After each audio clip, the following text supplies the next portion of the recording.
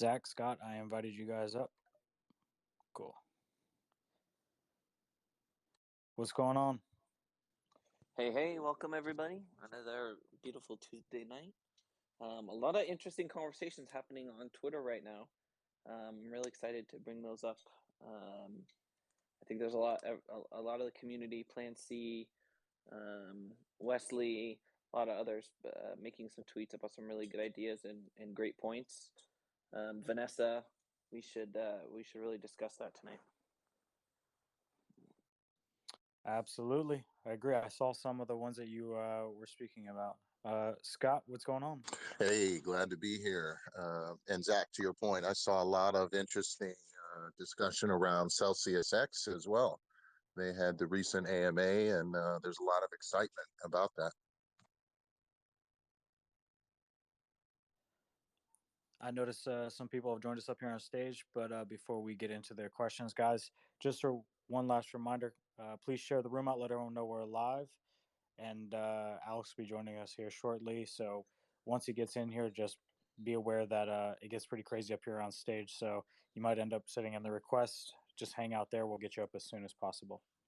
Yeah, Scott, that presentation yesterday on Celsius X was extremely informative, and I think shows how Celsius is not standing on its laurels. It's not only that we're just developing our yield business, but we're creating brand new segments to earn yield in and new ways to earn yield.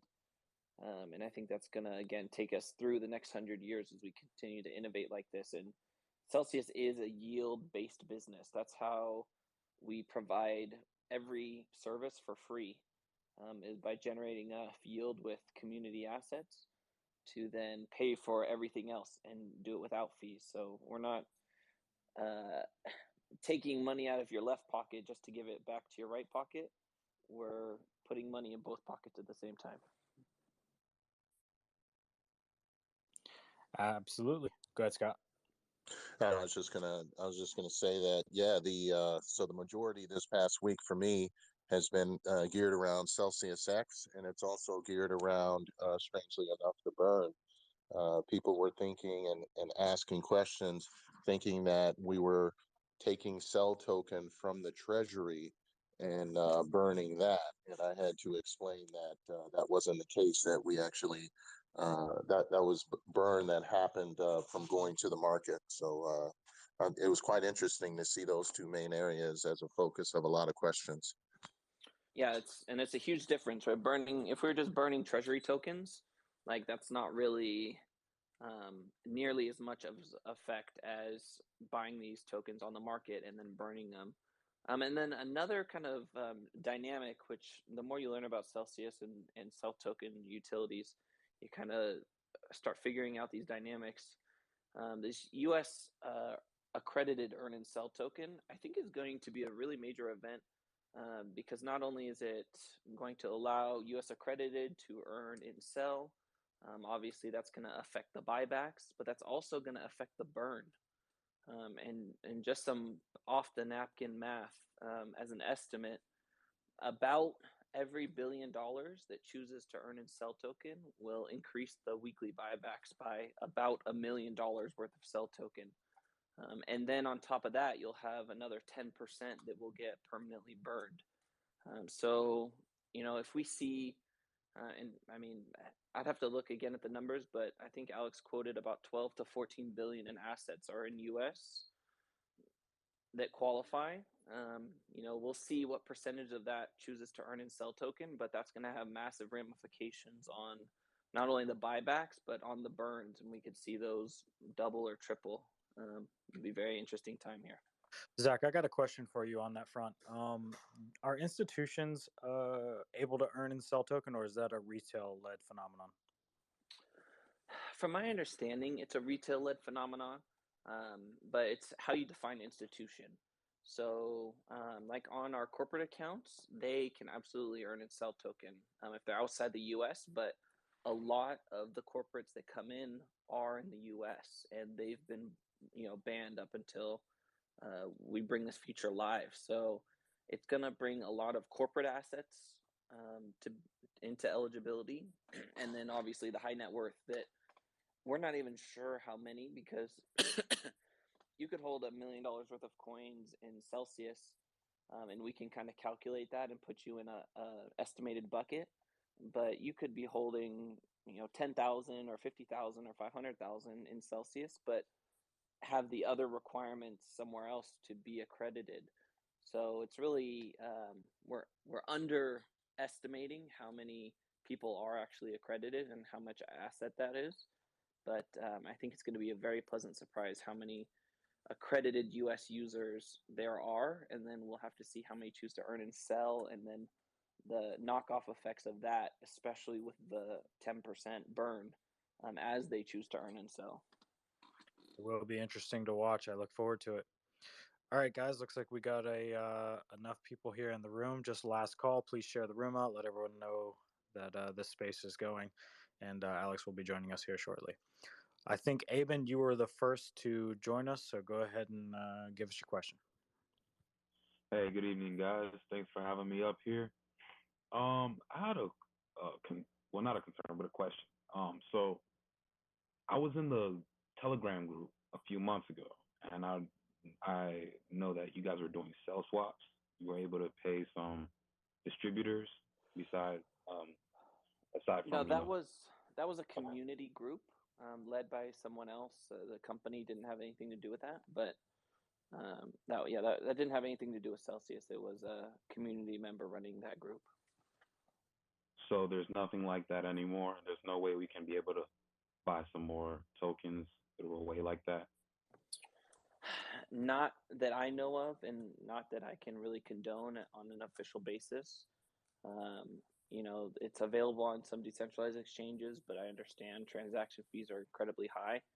And then, Celsius used to be available on CellPay, which it's not anymore, and I think that was a major key to that group. But, always be careful. You might get hit up on Twitter or something. People hearing you right now, they could be asking you and maybe a scam, so just be extremely careful. There's no established groups like that I'm aware of, but yeah, just be very cautious anytime you transact like that. All right, appreciate it. That's all. Yep, thanks for coming up, Aben. Next up is Taylor G. Hey, yeah, thanks for having me. Do we have any updates on swaps yet for US non-platinum? Yes, I know there have been a number of US non-platinums that have gotten access. Today I actually got to see the roadmap for the first time on kind of how this is going. And I don't know, Scott, are you able to make any announcements on this Thursday's group of releases for swaps? Not yet. We are waiting a little bit longer, so I have not yet been authorized yet to announce it. Okay, so yeah, this week is going to be particularly exciting. Every Wednesday or Thursday we do another batch, and this week will be a very special one. But yeah, we're expanding this out, and it is in out of California users and in all levels. Okay, cool. Thank you. Yeah, just to piggyback on what Zach said, we're moving at trailblazing speed with the swaps. So we have some good announcements coming. So and you don't have to worry about it being a long way out to announce some further things. It's a few days. So just be a little bit more patient. Thank you. Yeah. Okay, Yeah, every cool. week we've been doing a new batch of users that's been expanding, and we're going to continue to do that. All right, yeah, I was just concerned because the volatility, I think, last week was like, just dang, I wish I would have swapped, but I don't want to send it to Coinbase and then pay fees and then send a large sum of money or whatever amount of money back, because it's just nerve-wracking doing that in general. And now you're starting to see the kind of game theory of Celsius as a business is once we have all of these features live and active in the app, there's really going to be very little reason to ever leave Celsius. And we can provide all of these services for you in app for free. And anytime you leave the app, you're going to experience fees and transfers and slow times and all these other negative effects. That's just going to bring you back to Celsius. So that's really the goal here, is to be a one-stop shop and provide everything you need in the crypto world. Actually, I saw a tweet from someone that was talking about how exchanges were down for a period of time, but they were able to swap instantly in Celsius without a problem. And again, that's the kind of level of service that we have to provide. And that's going to beat everybody, especially when we do it for free without any transfer fees or anything like that. Yeah, I saw that. I saw that same tweet. That's awesome. Taylor, did that conclude your thoughts and questions? Yeah, thank you. Thank you all. Yep. Thanks for coming up. Lucia, how are you? Hey, I'm good. Doing really good. How are you all? And I saw a little bit of a disturbing news report here about the hack over at BadgerDAO last week. And apparently half the stolen Bitcoin belonged to Celsius.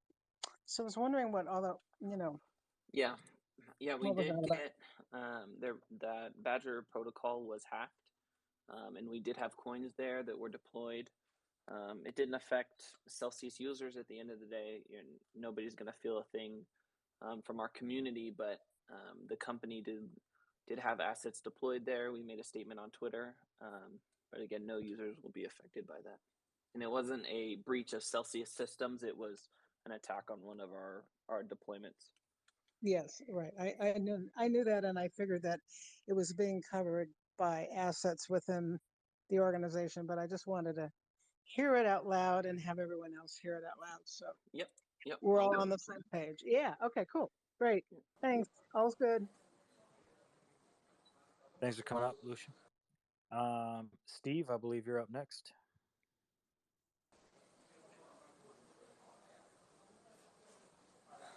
Steve, are you there? Oh yeah, sorry, you've been cutting out a little bit to me. I had basically two things. The first one might be pretty easy. It's I was a platinum user in California, and USDC thing, and it messed up my percentages just by a little bit, and swap seemed to went away. If I get some sell, will it come back? That's an interesting question. It shouldn't be taken away, because if you went from platinum to gold, did anything else take place? Did you take a loan by chance? No, I haven't taken any loans yet. I just made a big deposit and it changed me, and I didn't see the swap button. But maybe I'll check again. Maybe I'm just missing it, but I didn't. Yeah, I was it shouldn't. If you got whitelisted for that, it should stay on unless you break the rules of the swaps, which is just using. You can't use loaned funds to swap. Yeah, I don't think I did that. I've only done like 2 swaps, so. Okay, yeah. Then besides that, you should. The other still thing be I was there. just wondering, follow up on the Celsius X stuff that's been out there. It's not super clear to me. Is part of this, besides giving you another way to earn more yield, allowing users to deposit coins from some of the other supported by Celsius? Yeah, so not all the details are out yet, but this is, I think, the best way to visualize this is that we're building bridges between all of these separate castles that have already been developed on other platforms and other chains.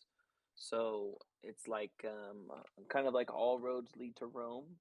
All these bridges will lead to Celsius, and either will help you bring assets to Celsius, or we'll be able to monetize it in a way that will send funds to Celsius or send fees to Celsius, just like we charge institutions fees.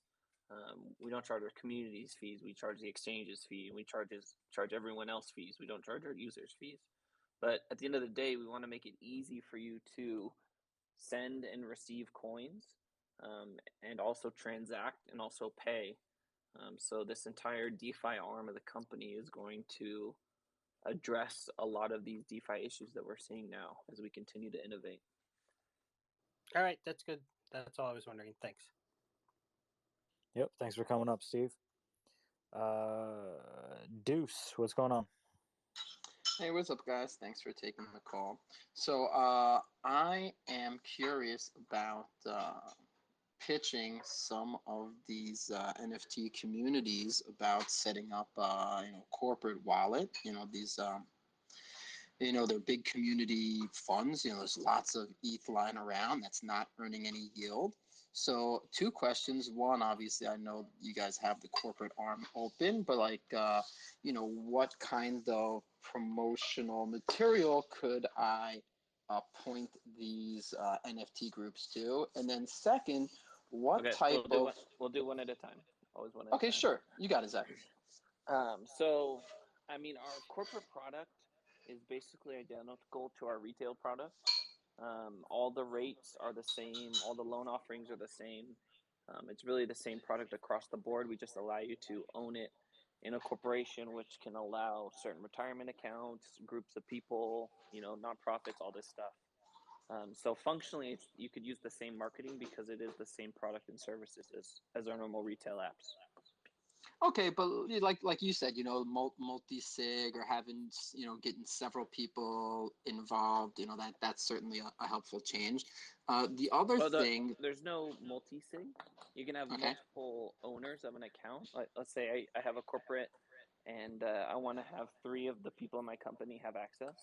All 3 of them would have full access to that wallet. There wouldn't be a need 2 of 3 or 3 of 3 signature situation. Okay. That's something that would be very good to have and would be an interesting idea. But it's just versus a retail account, you can only have 1 authorized user. Corporates, you can have a group of them. Okay.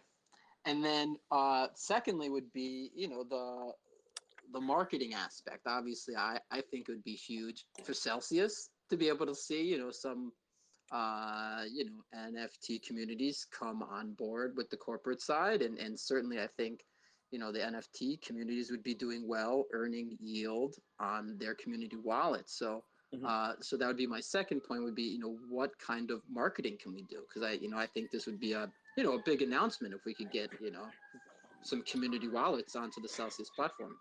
Yeah, I think a couple opportunities come to mind. Like if we could provide service to a prominent community, we'd be happy to talk about that if they were comfortable with it and say, hey, we've chosen Celsius to be our yield earning partner. We're earning 5% on Ethereum and USDC, right, or whatever it is. I'm sure that's something we could do.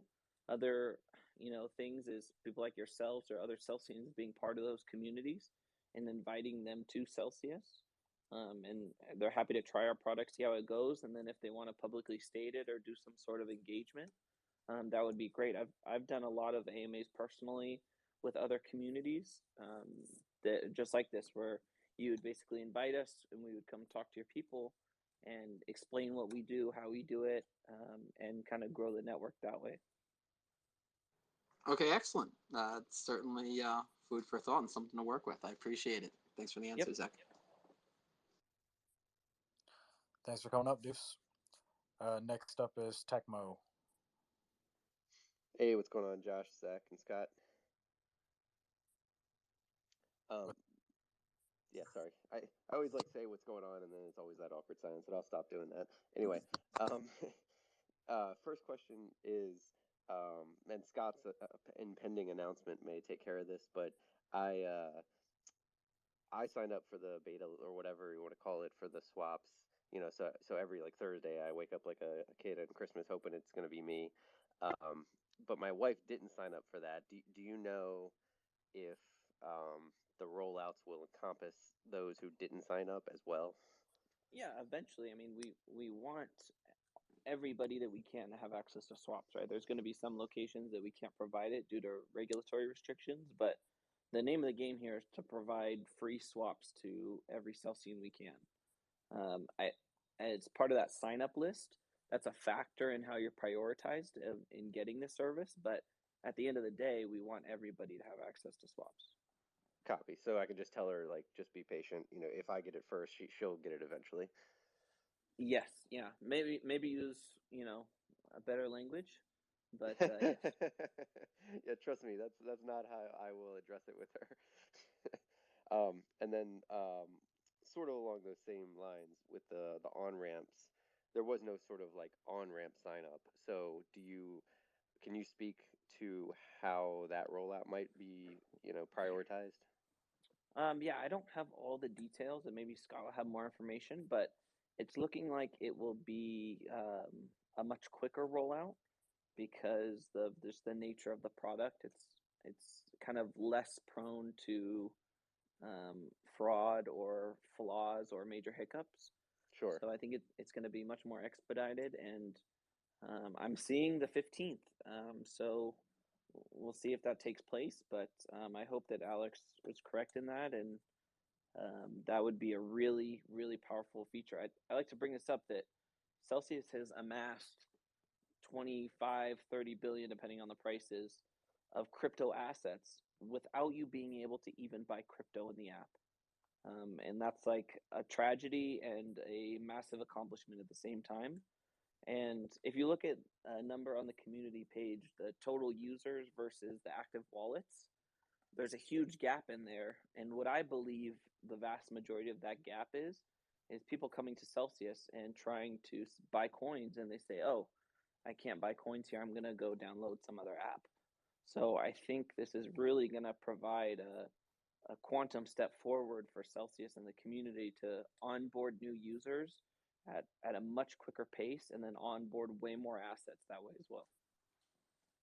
Yeah, I fully agree. As an ambassador, I've got several people lined up who probably would have been those type of people to sign up for an account and then be like, oh, I'm new to crypto. What do I do now? How do I get, and so I've just told them, I said, look, it's coming. Just wait a few weeks, and there might be a much easier way. So I've got a line of people that are waiting to just fiat Onramp right into the community. Right. I mean, if you think about it, if you were a brand new user of crypto, it's very difficult to use Celsius because you would have to create your Celsius account, do KYC, and then do the same process over at Coinbase or some other exchange. Like, it's definitely creating a huge barrier to entry versus coming in, transferring $100 and turning it into Bitcoin for free, and then turning it into ETH, and then turning it into something else if you want, is such a superior experience. It's really going to change everything, I think. Yeah, wholeheartedly agree. If I tried to explain to them that I have a Python script that buys and then moves things automatically running on my own server, they'd be like, all right, stop. Yeah, not a chance. Not a chance. And yes, hello, Tecmo, by the way. But yeah, Zach is absolutely right. The on-ramps is going to spread much, much faster than the swaps. So that's refreshing. So just wanted to piggyback on that. But good to see you back here again. Good to see you too, Scott. Thanks, guys. Thanks, Josh and Zach and Scott, all you guys. Thanks for coming up, Tecmo. I'm sure we'll see you again later tonight. Next up is Jason. What's going on, Jason? I'm here. All right. I'm good. How are you tonight? Doing good, man. What's going on? Great. Not much. Question about the on ramps. I don't know how much detail you can give out or anything like that. Now it's going to be U.S. first, and when you deposit in, it deposits in as USDC, right? Correct. Okay, and then eventually it will be SAP too, right, for international. Yes. So the other payment rails will be added, of course, but not initially for sure. It's going to take some time to bring the European rails on board. Okay, that's it. I just wanted a clarification. That's perfect. Yeah, there's several payment rails across the world. ACH is kind of the North American version. SEPA is the European version, and I think there's rails that are based in Asia as well. And so SEPA will not be available with this initial release, but it is something that we're definitely going to add. It's going to be, I think, U.S. users first with ACH, and then I think we'll expand that to North America rather quickly. That's great. And last is Celsius X. I was on the Twitter Spaces for that. It sounds amazing. There's a recap on an ambassador's web Twitter page, the colored sky, and if anyone missed it, they can go take a look at that. There's a lot of good information.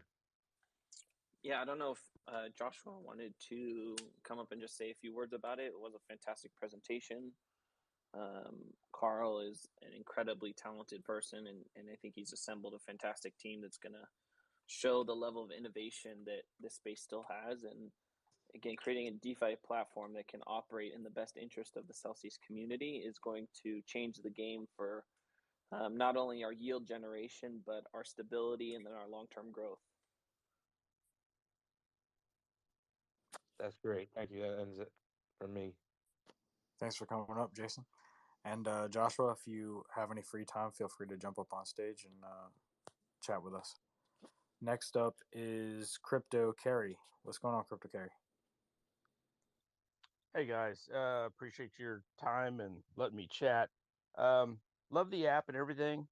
Don't want to come off negative, but I have a personal question I need to ask, and then I got another question that I want to ask. Sure, go ahead. I put some money into USDC, and I've got other money and other coins on the app, and I have for several months. But I put USDC in about a month ago, and it's not earning anything. And I put in a request, and they responded that they'd get. Are you in Texas? Yes. Okay, that's why. Did you transfer it to your Ethereum wallet and not your USDC wallet? To be honest, I think I just put it in there. Yeah. It went from Ethereum to Yeah. So the reason why we don't display a USDC address is because we're not allowed to support USDC in Texas because of the rules there. So this is going to put you in a little bit of a tricky situation. You'll have to contact support for a manual withdrawal because you won't even be able to pull those funds out because you shouldn't have been able to send them there in the first place. Oh, nice. Yeah, so I would send that ticket now, just app at Celsius, or you can call the hotline tomorrow, 1-866-HODL-NOW, and ask for a manual withdrawal of those funds. Because we can't pay yield on USDC or any other stablecoin in Texas besides DAI because it is classified differently. Okay, well that kind of cancels my next question, but I appreciate that. I'm glad you had an explanation. I couldn't figure out why that wasn't happening. I just had an instance of this last week, so that's why I'm kind of. Wow, I'm glad I jumped in here. Hey, so the other question is, do you know if there's any regulation that's going to change in Texas that will change that anytime soon? I do not. I'm not up on Texas politics, but I am looking to move there. All right, so well, yeah, come on out. It's great. Yeah. Cost of living is very, very nice. Yeah. So another question. So if I wasn't in Texas and I lived anywhere else, so the Onramp, and I might have missed this, but any idea when that will be happening and the swap happening? Yeah, so swaps are being rolled out every week. We do a new batch of users. And then the Fiat Onramp is looking like it's going to start launching on the 15th of this month, so next Wednesday. Oh, awesome. So if you were in another state, would you be able to, because I think this would add a lot of value to you guys. Like, here's my logic. If I can take my Fiat out of my bank, out of my other assets, That's and exactly move them what in, these on-ramps are going to do. I just want to move I want to go from Fiat to crypto. And if I decide to put it into USDC and just park it there until I decide where I want to allocate those funds and what other coins I want to invest in, would I still be earning the 10% currently? Yeah, exactly. So that's why this I can't understate the importance of this, or I can't overstate the importance of this Fiat on-ramp. You're gonna everyone's gonna have a choice to whether keep their dollars in a bank account or keep them in Celsius as that's a total no-brainer. I mean, if I could park my money there instead of my bank, which they're not even calling me up and thanking me for using my money every day, but I could just park it there at 10% until I allocate it to whatever. That would be beautiful. Of course, I understand you don't have control over Texas, but. Yeah, no, it's going to be a huge shift, and we hope that people can take advantage of that. But yeah, unfortunately, I don't know of any changes in Texas rules, and we'll have to see how that shakes out down the road. Awesome. So when are you planning on moving? We're looking the middle of next year. What part? We're going to go visit first. I want to visit Dallas, Fort Worth, and then Austin. See which of the two suit me. Well, I'm I'm like in north of Houston, in like what they call the Woodlands Spring area. you might want to look at the Woodlands area. It's very nice. It's a master Okay. plan community. It's beautiful. It's organized. It's very clean. Really, really nice area. Austin's, I guess, more liberal. I will share this with you, and then I'll get off because I know there's other people got relative questions to ask. But Yeah. sorry, but Austin, their slogan is "Keep Austin Weird." Mm-hmm. So that kind of sums up what Austin's Yeah. about. That tells you about everything you need to know. It's very eclectic. It's a cool city. My son's fixing to move out there. And then Dallas Fort Worth, you know, huge metroplex. I used to live up there as well. It's a really nice area. If you go to like Las Colinas and Frisco, they're kind of like suburbs. Frisco's kind of new and upcoming. Really nice area out there. But anyway, I'll get off. I appreciate you guys' time and thanks for everything. Yep. Thank you. Yep. Thanks for sharing, Crypto Carry. Thanks for coming up. Next up is Jacqueline. Hi everyone, greetings from Singapore. It's 9:30 in the morning here. Oh wow, thank you for joining us. Um, Thanks to all those who have asked questions regarding the swaps and the Onramp. I'm really interested, but was a little bit disappointed to hear that you would finish all the US based batches before starting on the non-US people. Does that mean I mean it's a little bit scary. You shouldn't be scared by it. It's just the payment rails are very different in different continents. So it's hard to, especially when we're doing a fiat conversion. Like right now, we can provide service to basically anyone in the world because everything operates on crypto, and there's just so much more flexibility. But once you start dabbling in the fiat world, there's a lot of different there's only certain payment rails and only certain regulations and certain things that you can do at certain times and certain amounts that reduce the flexibility. So totally, I mean, we want to bring this to everybody again. It's not like we favor one area over the other, but we have to do what we can execute on first. Sure. Let me just share quickly my experience. The other exchange, or rather the other, I use Swissborg, which Americans are not allowed to use. And one reason I have migrated half of my holdings over to Celsius is because you guys offer a better yield. With Swissborg, I can send Euro, US, any number of currencies, and also Singapore. They've got different accounts set up. Like the Singapore dollar account is in Zurich, the US dollar and euro is in Estonia. So that's an example of a rival to yours, where it's like dead easy to send fiat over to buy and to swap. So I tried to send money to Celsius to buy. It didn't work. So guess what? I bought some on Swissborg and then I've sent it over to you guys.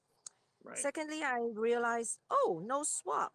So I pulled a little bit of USDC from Celsius last night back to Swissborg and then did my swap there. So it's a little bit of a pain in the, you know what. So I was thinking, okay, I've signed up for the swap. I'm going to be in soon. And then and then 10 minutes ago, I hear, no, because of, XYZ, non-US people are going to go to the back of the queue, which is getting longer and longer. So yeah, it's a little bit disappointing. Well, I wouldn't say for swaps, non-US are going to the back of the queue. It's just for the Onramp. All right. Correct. Yeah, the fiat on-ramps are different. Swaps are much more universal, and we can apply those to jurisdictions that allow it. But it's the fiat on-ramps that are much more, again, because we're touching the fiat world. It's got way different rules and infrastructure that we have to negotiate with. Okay. I will say though that Singapore is extremely crypto friendly. So I know of literally hundreds of fellow Singaporeans who would jump into Celsius. So please consider setting something up, because they're looking at the other they're looking at your rivals. Some of my friends are already on the others, and it's a waste because we're talking people with money to put into Celsius whom you're going to lose. Yeah, I So mean, if they already have crypto, they can transfer that to Celsius, and Celsius is available in Singapore, as far as I know. sure. But it's the ability, like one of our earlier Celsians said, when the volatility is there, you want to have the flexibility to jump from A to B, B to C, Sure. and right now you can't. So I left a little bit in Swissborg, so I was able to do that, but I can't do it with I can't easily and Yeah. quickly do it with the stuff in Celsius. But anyway, I'll get off now because I think there should be other people. But I'm a little bit clearer, so thanks to all my fellow Celsius. And I really hope that I'm going to have a nice message from your customer service people saying, okay, Jackie, you're ready to go. All right, sounds good. Thank you so much, guys. Yeah, Bye. Thank you for coming up, Jacqueline, and giving us some of your feedback. Appreciate that. Bob, you're up next. Yes, can you hear me? I'm having trouble logging on to the web app, and I can log on to the Android application, but since Saturday, I'm unable to access the services on the desktop web app. Does anyone have any updates? Thank you for coming, Internet. I actually just had a client to same thing. I thought it was Bob, private. if you want to, there you go, mute. So I just had a client today that was having the same issue. I think there's some sort of bug. He was able to log in on his phone, no problem, but wasn't able to get on a number of other desktop type devices. So I reported it to the internal tech team, and they're gonna, I assume, take a look and see if there's something going on. But I think there may be. And today there were a bunch of outages on Amazon, and I don't know if that affected it either. But yeah, we'll take a look and see what's going on. Okay, yes, because it started on Saturday, and I noticed it was coincident with the update to the login on the web on the Android. Where Okay, yeah, it may be tied to that. Yeah. Yeah, and somehow, like, you've got the that I interface with. I had sent the email, but I was just wondering because it's been going on for like 4 days. It was kind of concerning because you have the pop up and the captchas and they tell you to cut off the pop up blocker, but there's something going on with the web application, and Yeah. It may be when they did that last update, a bug could have been introduced that's making it difficult to log in. Again, we get an answer, but I'm sure that's something that can be fixed easily. Yeah. Do most people utilize the Android app? Is that where most of the customers utilize? Or do most customers utilize? I mean, how do most people interact with Celsius through the? That's what I was curious also. I don't have any stats on that. I mean, I think the only thing I could say with confidence is that the majority of people use phone applications and not the desktop portal. But I don't have any stats on that. All right. Okay. Well, I appreciate that. Thank you. Yep. Thanks for coming up, Bob. And before we move on to the next guest, we're getting a build up here in the request. So let's, for the time being, keep the questions down to one. And then if you have another question, just hop back in the request. Glenn, you're up next. Hey guys, thanks for the time. Appreciate it. So I received some multi-collateral DAI instead of Bitcoin as my referral rewards. And I'm not sure what I can do with it on your platform. I can't send it anywhere. I can't do anything with it. I can't swap it. So I was just wondering if you had any advice, if I can transfer that to Bitcoin somehow. Do I have to wait for swaps? Thanks for any advice. Oh yeah, that's interesting. You got a MacDai reward for a referral? Yes. And where are you located? I'm located in Connecticut. Okay. I'm not sure why that would be. If you want to send me an email, Zach at Celsius, I can look at your account and see what's going on there, and then maybe we could help you out. I appreciate that. Thank you. Yeah. That's all. Thanks for your help, Zach. Yep. Thanks for coming up, Glenn. Okay, thank you. Gil, you're up next. Hey, everybody. It's also about swaps and Onramp. You mentioned Europe. What about Latin America, South America for fiat and swaps? When is that coming to Latin America? Yeah, kind of same thing. It'll be easier to expand swaps internationally. Again, there's no set dates for these other jurisdictions. There's really no set dates at all for swaps. It's just a continuous expansion to more and more users. And then swaps will be more difficult because you guys operate on your payment rail down there, and so we'll have to integrate with a partner down there to do that. And it's just this traditional banking infrastructure is not very friendly to innovation, and it takes time to make those connections. Yeah, that is true. I find it very difficult here in Latin America to do anything with crypto and fiat. So, yeah, thanks. Yep. Thanks for coming up, Gil. Nick, you're up next. Hey, thanks for taking my question. I have two questions. They're quick about the Onramp. One is the Fiat Onramp available in New York State, and is it like a regulated thing?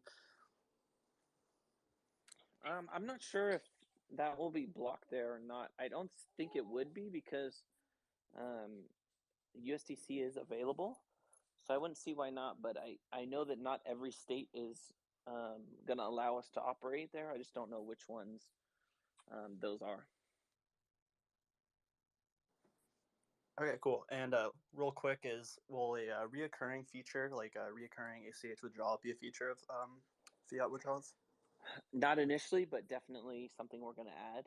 And we're going to add also a lot of reoccurring features with swaps as well. I mean, think of this as just like phase one functionality deployment. And then phase two is going to be bringing this optionality and functions within each of these products. All stuff that we can do. Awesome. Amazing to hear it. Thanks, guys. Yep. Thanks for coming up. Lloyd, you're up next.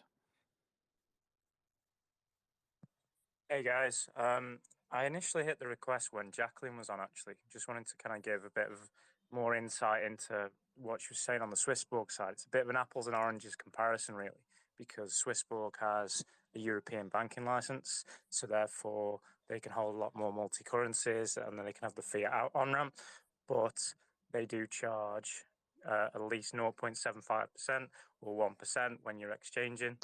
And also they charge you to send money out back to bank accounts, which can be quite a lot. For example, for an international transfer, it can be $25 for example, per time. And basically when Celsius has swaps for everyone, that's going to be no fee. So that's going to be much better. And of course, depends on your fiat on-ramp percentage pricing. There may be some there, who knows? But I don't even know if Jacqueline's on anymore, so maybe it's not that useful to kind of talk about it. But if there is other people that, maybe have Swissborg accounts and Celsius accounts, probably worth knowing that. Just wanted to ask a question as well. Over the weekend, I was changing an address for an SNX going between kind of like Binance and Kraken. And I already had my Kraken address that I changed it back to in the end, but it was still saying I had to wait 24 hours. Yet I thought now in that place there was a system where you don't have to wait 24 hours if you've already had the address whitelisted previously. But it seems like when I can put it back in the old address, I'm still having to wait 24 hours. Yeah, so the way that we did it was kind of a mix between the two, where let's say you have two addresses, you whitelist one, and then you whitelist the second.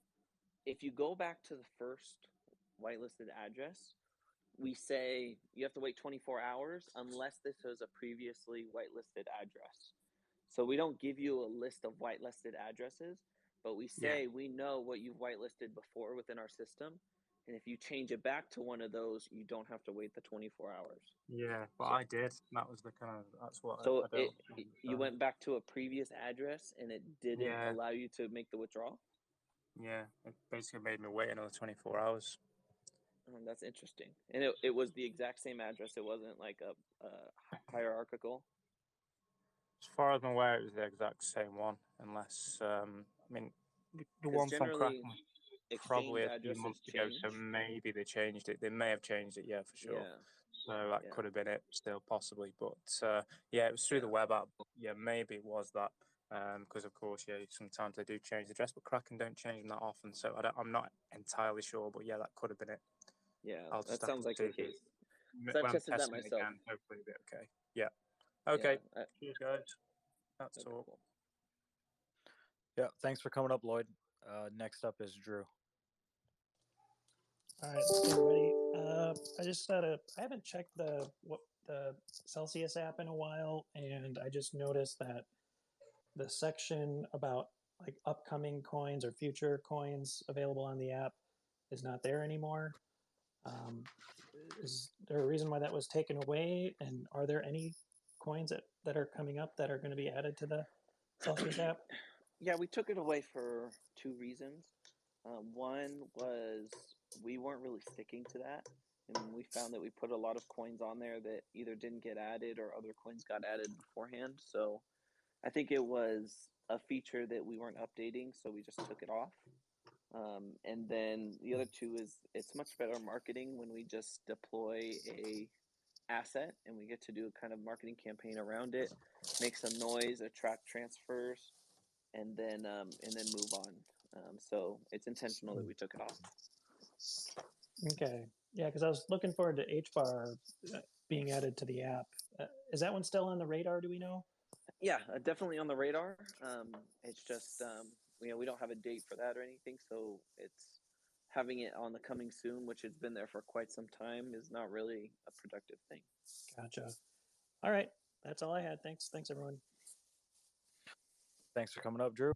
Next up is Ando.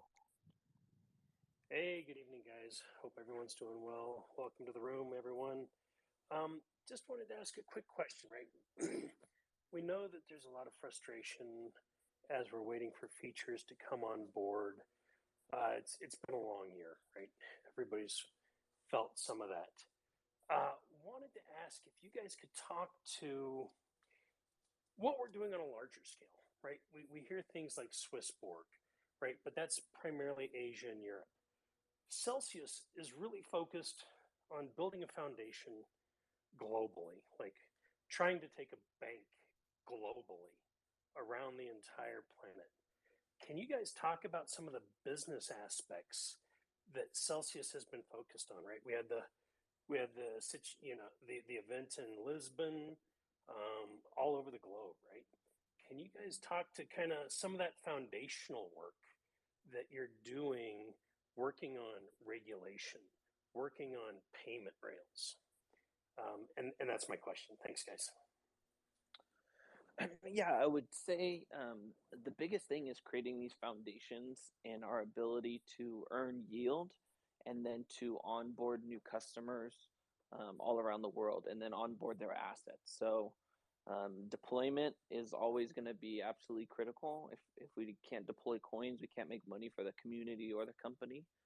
And then the next is expanding to new markets, being able to operate in new areas, go back to other jurisdictions, opening UK, and then bringing more assets and products to the platform that they can have access to swaps and fiat onboarding. Like if you look at Celsius right now, we do two things extremely well, and that's generate yield and offer very low interest rate loans.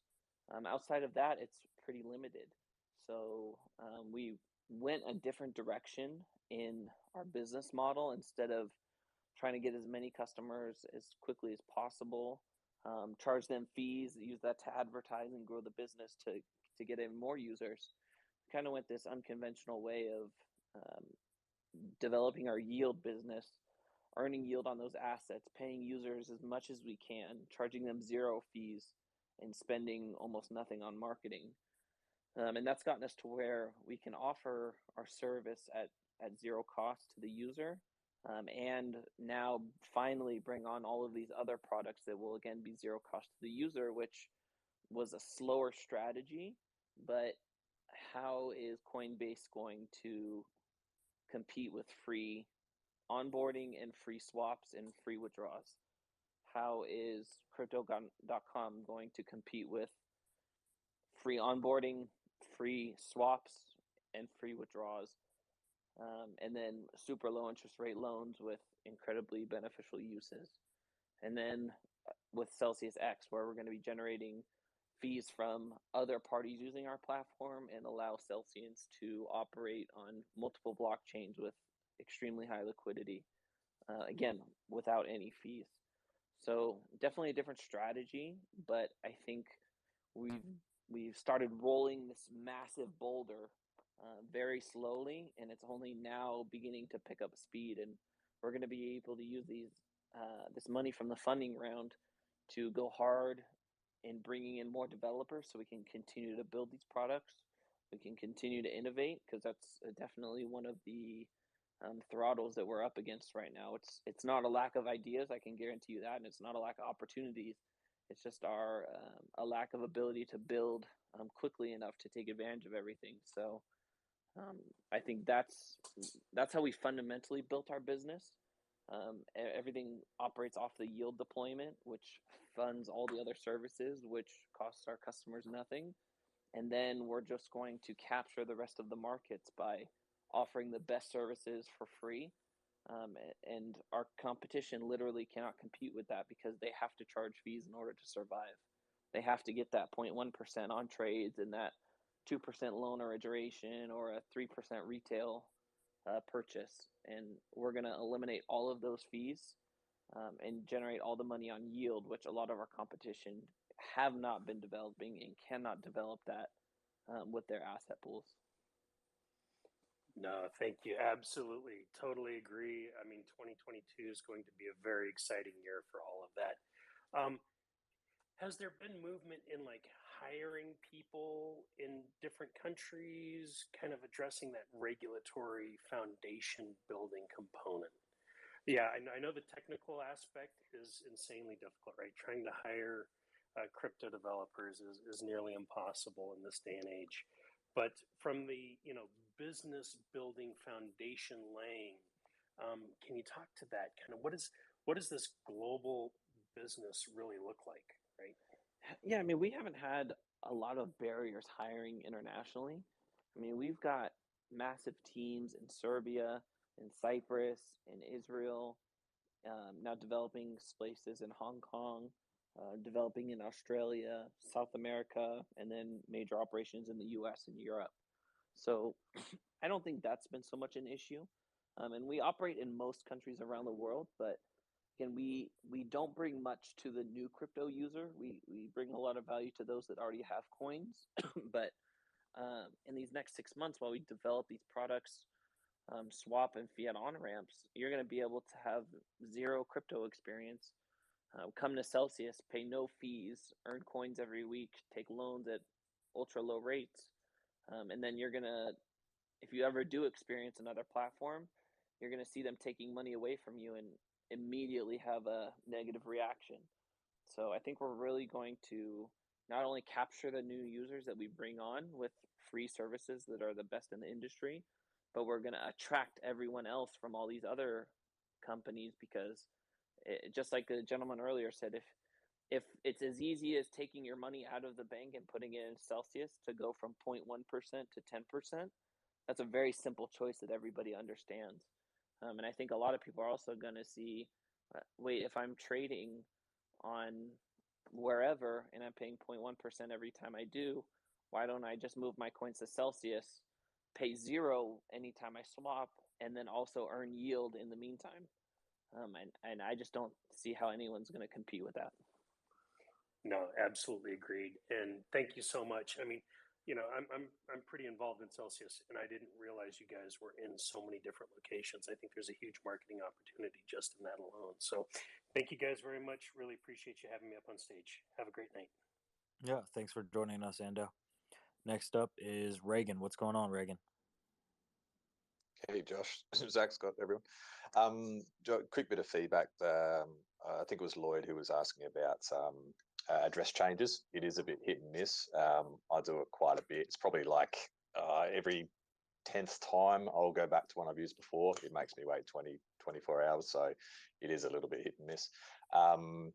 I just wanted to check to see regarding swaps if any of the beta testing is outside of the US at all. Thanks. Oh, I can't say. That would be a really interesting announcement, though. Okay, awesome. Thanks. Nice try, Reagan. Next up is Maxicoin. Hi, how are you? I see that for you that the new feature of the new Onramp is the automatic conversion, and that's great. And I think that's as well like a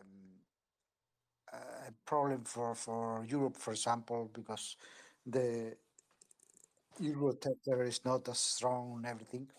I think that if it makes things quicker, I think that they should implement on-ramp without that automatic conversion, just the way it is now, buy crypto, but with some really working function.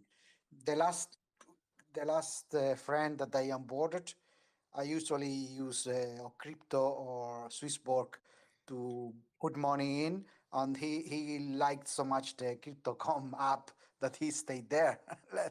And because it's so easy, you get a SEPA account for your own name, and I think maybe the missing the last part, the automatic conversion, it could take some time, but if you could use just like buy.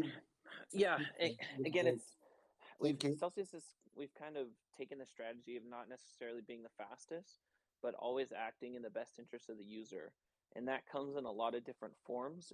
And something we've committed to is not charging our customers fees.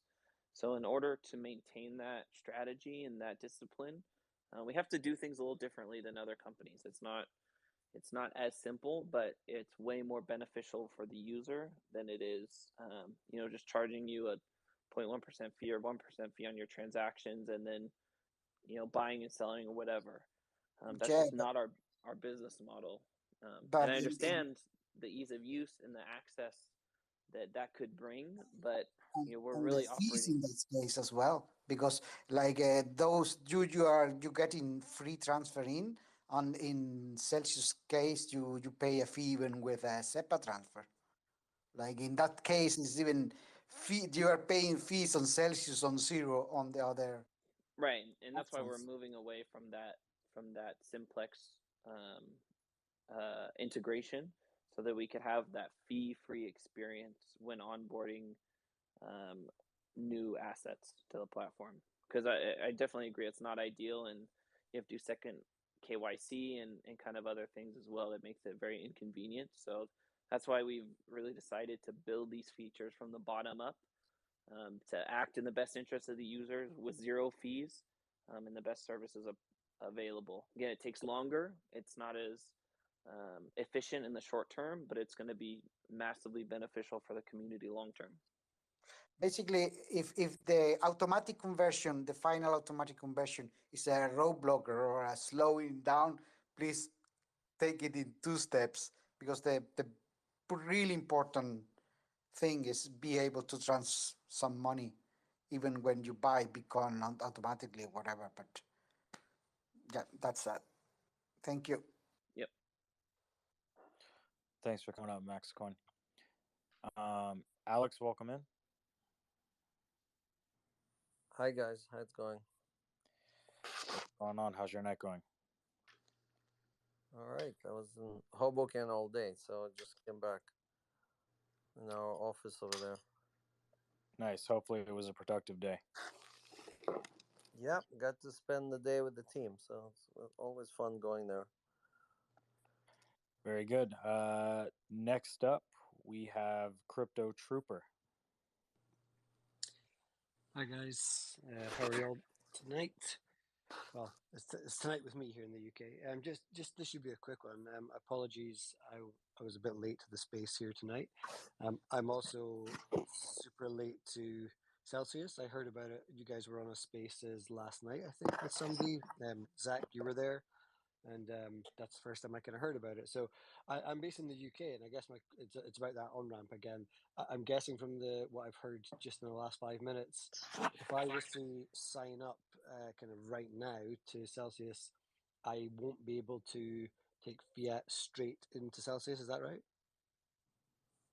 You already using Celsius, or you haven't used it yet? I haven't used it yet, so I'd be coming straight in, brand new. I've got crypto in other places, so I'm guessing I could take crypto from Coinbase or something in. But talking about fiat specifically, am I right in saying that you haven't got that yet for the UK? Right now, we're not accepting new UK customers. We're gonna reopen soon, but right now you can't. You can basically be on a standby. You can download the app and wait for us to reopen.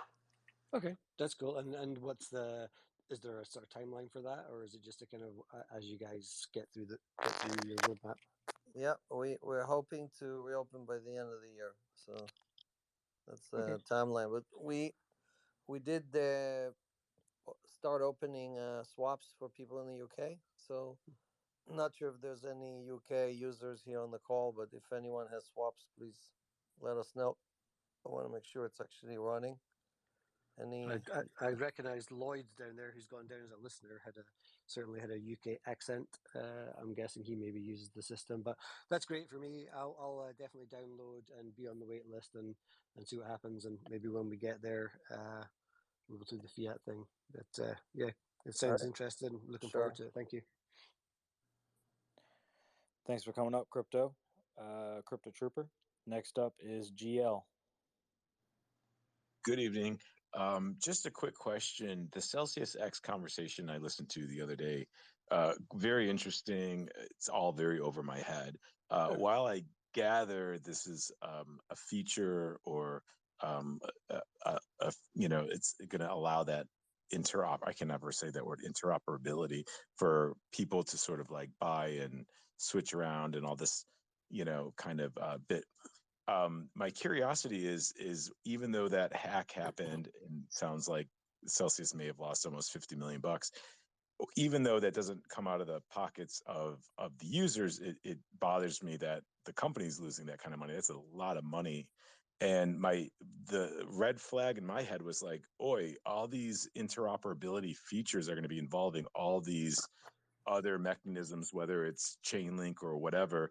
And so my curiosity is, are you all a little nervous this is going to just create more vulnerabilities in this feature? While I know it will probably attract more people, is Celsius X going to create more revenue for the base or the company? Or I was just kind of a little curious if anyone could clarify that, because I know you had all these smart people talking about stuff, but as sort of a layperson, I was wondering, like, okay, what is this really doing for the community?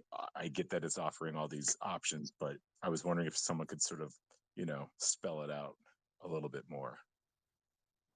Yeah. So first, Badger, the project that got hacked, has close to 200 million in their treasury. This guy here. So we expect them to, like other projects did, to basically pay out to the people who lost money. So I don't expect Celsius to have any major losses from Badger. That's cool. Separately, again, we're building roads and bridges. So imagine if you could buy 10% of a toll road, and you would get paid every time a car or a truck gets on the road. Would that be a good business? Very good business. Well, that's what Celsius does. Celsius builds roads and bridges between blockchains. And anytime somebody else, not you, somebody else gets on it and tries to move from one to another, they pay us a toll. We pay you most of that back. That's so the revenue will go up, but will that go back to the community, or will it just give the company more money to like create more features for the community? Everything we're building is to pay more yield to more people on the platform, right? So again, we paid $1 billion in yield. Find me someone, go to the Nexo website and see how they're bragging about paying 50 million. Go to the Voyager website, see how much they paid. Go to the Blockfi website, see how much they paid. Put all those people together, including all the DeFi people, and all of them together did not pay $1 billion to their communities. All of them together. Right. No, it's funny because I only recently downloaded Twitter and I was reading some negative comments, and I wanted to say to all those people, like, really? Like, where are you going to do better? How are you going to do better? And give me your 8-month, report card after you switch, or, after their complaints. But, I guess that's always going to happen. But, yeah, no, it sounds very cool. And clearly you guys are attracting some pretty smart people. When I listen to these people come up with their, they sound like they're like 10 years old, but they're so smart. It makes me feel so dumb. So anyway, it's always fun to learn about that. And Zach, if you go to Texas, you're gonna give up some yield. So I think you might want to rethink that strategy. Or is it only on USDC that you wouldn't be earning interest if you go to Texas? Yeah. I don't hold a major USDC balance, so I don't know. I don't think it'll be too big of a concern for me. Got it. Okay, I'll let you all go. But thanks for everything. And this Celsius X thing is very cool. I find it. I don't know who's competing with you guys on that level, but I'm assuming the followers are gonna try to recreate this wheel, or can you guys patent this? I'm always wondering about that. Can you protect this? This product you're coming up with. Crypto, nope. Crypto is open source mostly, but it's not about patenting, right? I mean, it's about user adoption. Who's going to get the users to trust them and to use those platforms? Like the previous caller that was asking a question about crypto.com,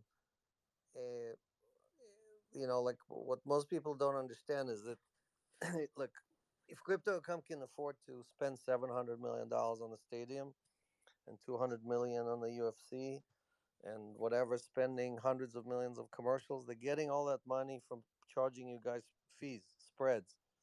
So you think you're getting a great deal, but if you compare how many coins you actually get, I urge anyone who has swaps to take the same transaction on Celsius and crypto.com and see with how many coins you end up. And then you'll realize that they're actually charging something like 10% fee, right? On the spread. How many when you move from Ethereum to something else, what are you getting, right? How many coins are you getting? Compare that 1-to-1. Do 2 transactions back to back, same time on two phones. Voyager. Same thing with Voyager. To compare it to Celsius and see who gives you more coins, and then you can calculate the fees that you're paying, because all these people charge you fees on the spreads. They just give you a quote, and most people are lazy. You're not going to go and compare 300 exchanges, so you're basically getting less coins, right? And their strategy isn't to. They're not going to charge you a bunch of money at one time. They take a little slice here and a little slice there and a little slice over there, and then they bleed you over time on everything you do. So, right. So you gotta understand where these cuts and where they taking advantage of you, and you think you're getting a great deal because the Onramp didn't have any fee, or they told you, hey, buy some CRO and you can earn more. But the one time you do a trade, you lose 10%, right? Who do you think is going to copy your Celsius X idea if you had to gauge a competitor? No one can copy it because it comes with 30 billion in liquidity. I mean, it's not about copying Celsius X. It's about having that liquidity. There isn't anyone in the world that has that liquidity. So your 30 billion liquidity, does that rank? I've always wondered, where does Celsius rank in terms of the AUM? Number 1. That's where it ranks. Wow. Got it. Okay, I'll let you all go. But quick question, Zach. Does one email somebody when you get the ability to do the swaps, or is it just going to show up in the app? Because I haven't been checking the app. You're going to get an email telling you that you have to register, right? You register for swaps? Yeah, I did that a long time ago, yeah. So you'll get an email telling you you've been activated.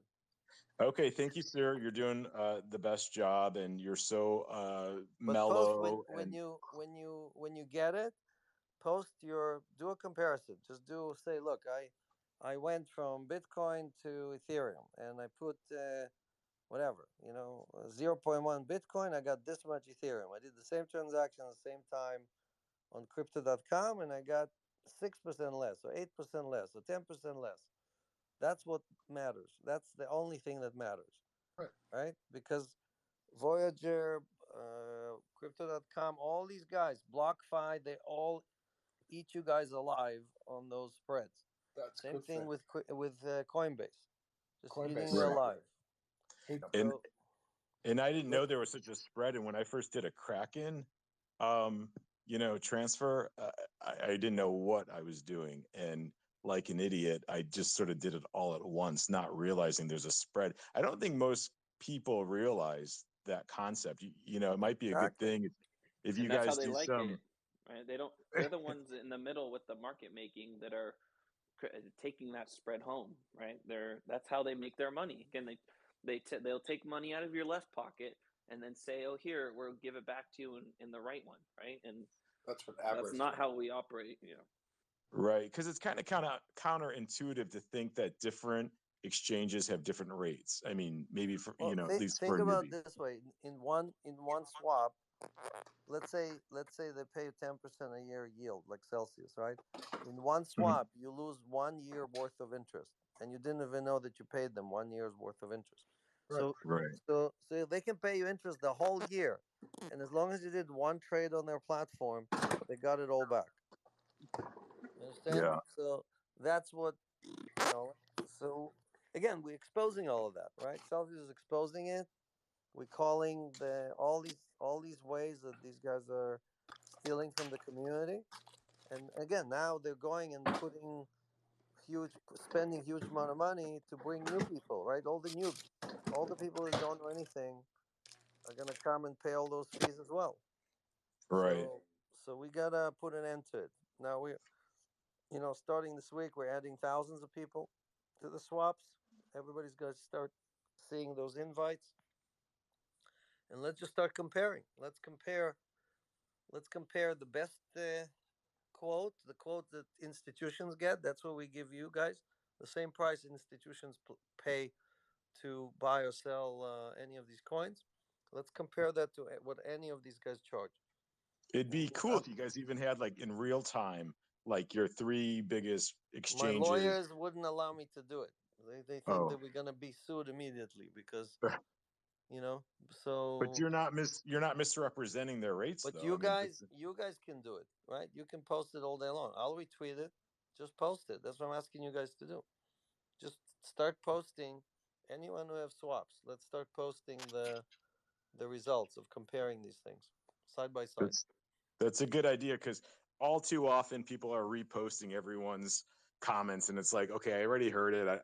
Show me something new. But you're right. You should get an army to kind of do what you want them to do, because you've got a lot of followers and a lot of clout. So that's better a good idea. than any commercial on with Matt Damon. Exactly. Okay, I'll let someone speak. Thank you so much for your time. Have a great evening. Bye. All right, GL. Thank you for coming up and sharing your thoughts and giving your question to us. 3C, you're up next. All right, Alex. This question's for you. I'm a data 6. I got a hell of a lot of money in crypto, but I don't have anything on swap from Celsius yet. I'm a US-based user, and I hate paying fees. I got Voyager, I got KuCoin, I got Crypto.com. I hate all of them. Give me more coins. And where are you based? Which state? Massachusetts. Okay. And you applied, you registered online, or how did you register to swap for swaps? I've registered online. I've signed up like 7 people. Okay.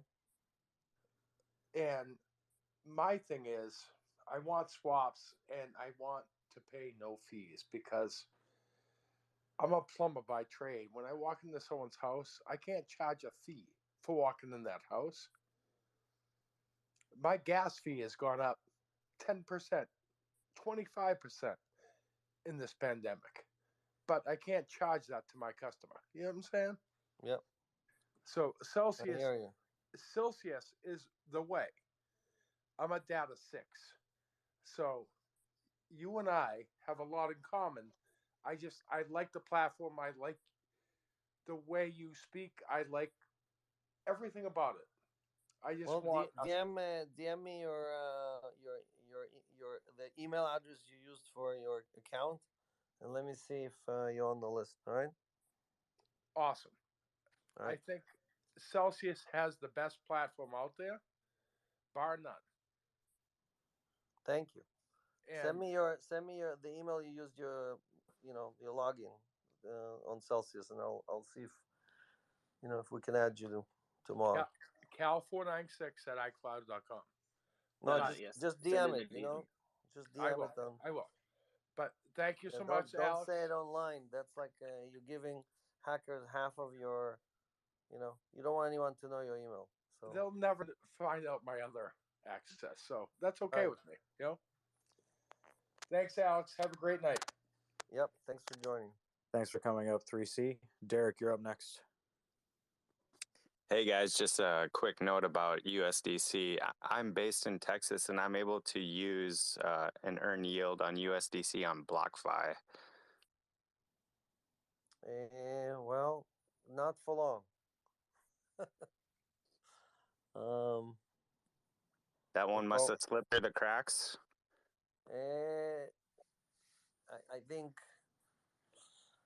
I don't think they'll be offering that service for long. Let me just say it that way. Okay. Yeah, so I came over to Celsius because of the ever decreasing yields on BlockFi.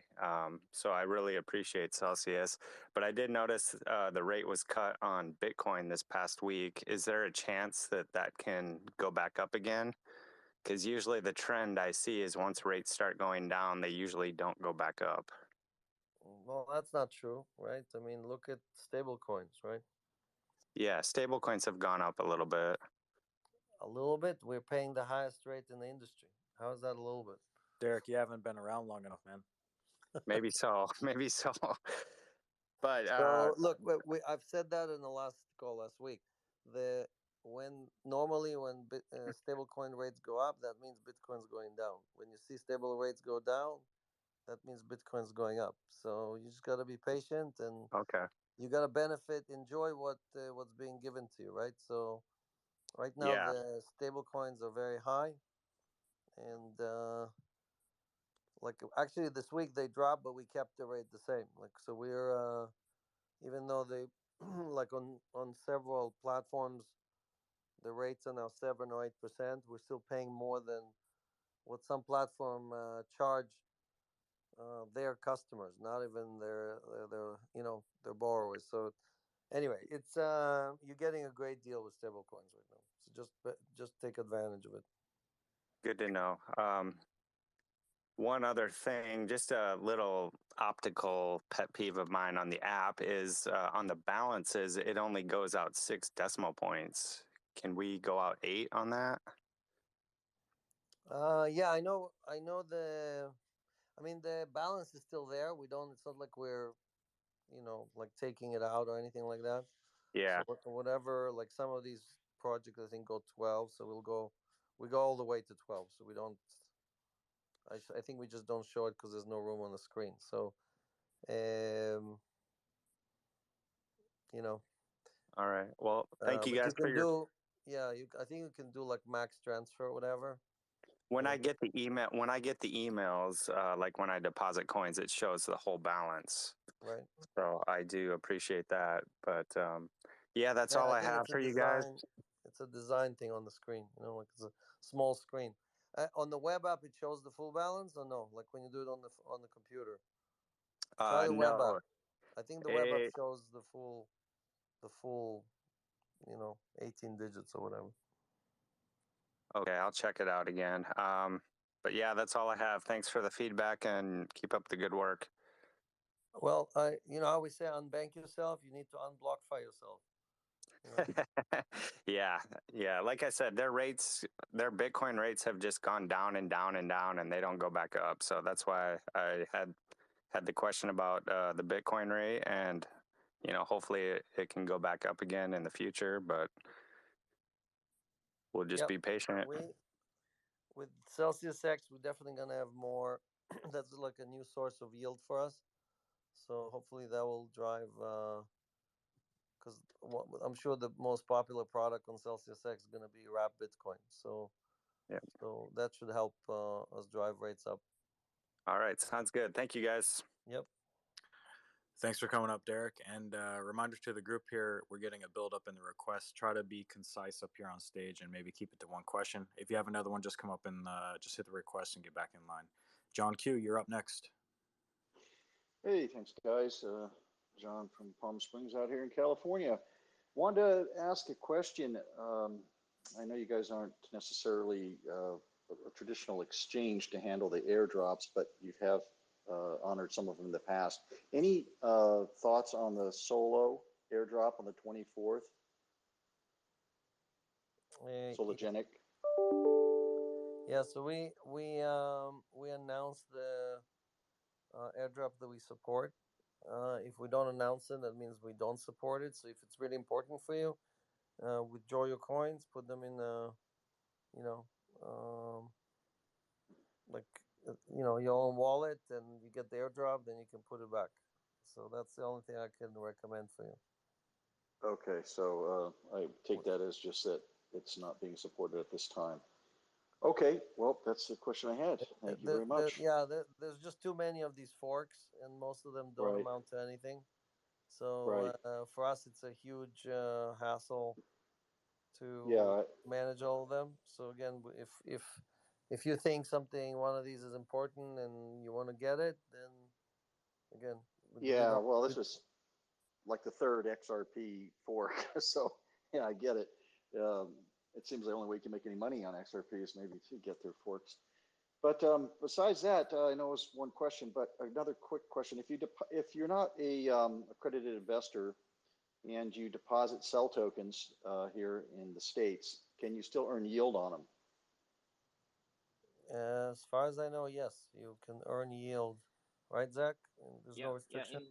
In kind, and we actually just raised the rate last week to 5.1% APR. So if you can buy some cell tokens somehow and then transfer them into the app, even if you're US non-accredited, you can still get that 5.1%. Wonderful. Thank you, guys. Yep. Thanks for coming up, John. Next up is Vamsi. Hey guys, one quick question is like I'm from India, so like do you have any plans to enable swap in India for Indian users? Well, I don't know what the rules are. I know that there's a lot of litigation / every day the rules are changing. Like one day everything is wonderful, the next day they're cracking down or shutting it down. So frankly, I don't know the rules in India and if we're allowed to offer swaps over there. So we can check on it and get back to you. Yeah, because I have been using Celsius for more than 1.5 years. I think from last June somewhere. So far it was very excellent. Just want to see like the swap thing is enabled or not. That's it. I mean, we are opening international markets. Again, you have to apply. It's like a lottery ticket. If you don't apply, I already applied in October 17th. Okay, perfect. So if we're open there, then they will get you approved and open it up, and you can start doing it, right? So again, we're accelerating the like how many people we are processing every week. So definitely, you guys are gonna start seeing more and more people being able to do it. So it's finally happening. I know it's awesome. It's first week of December, but at least it's already happening. So that's all I can say. Awesome. Thanks, guys. Thank you. That's it from my side. Thanks. Yeah, thanks for joining us up here on stage, Vamsi. Next up, Reagan, what's going on? Hey, Josh. Thanks, man. Hey, Alex. I just had a question regarding the cell token utility from the community. Just referencing a tweet, just to so there's no confusion with the question. But so back in October 31st, you sent out a tweet saying, "Send Celsius your best ideas on how to add more utility to Cell. We want simple things that we can do to expand user base and how many users hold." And then the feedback was so many responses. We hear loud and clear, and we'll implement many of these ideas. In the next 2 weeks, we'll publish a list in order of which ideas will be implemented first. Just wondering if we could get an update as to the community-based cell utility. Cheers. Yeah, so I just pinged our team today with the screenshot of that tweet saying we owe the community an update, and so I'm waiting myself to get the list of what they're going to implement when. We did announce a few things, but obviously that's not a comprehensive list. And I had few calls with few community members about cell token utility and other things, suggestions that came from different people. And again, we're trying to prioritize the stuff, and I'm waiting for my team to come back and say this is what we're doing in this order and so on. Like what we can expect in December, what do we expect in in Q1. But in the meantime, we raised the rate. We put a dedicated team to work on this. So we'll publish their names so everybody knows who's working on Cell, and you guys can talk to them directly as well. And we're gonna crank up the marketing of the Cell token. Right now, we only market yield or loans or whatever. So we're gonna start marketing the token itself. So you're gonna start seeing that hitting. So we have a new person that just joined us from Facebook who just started a week ago, and she's going to be lead on that. So a lot of stuff is happening. It just but we'll publish the list. So you should see it on the Celsius Network Twitter feed. You should see a list from us of what we're planning to do when. And although we've been quiet on Cell token, and there's some things we just can't say, that's not a lack of commitment of the company about the token, its utility, and its piece that it's going to play inside the platform and the community. Like, I see the token as a massive part of the community, and it's something that brings us all together. And Celsius is going to maintain this asset as a part of our community and our company to keep that going forward.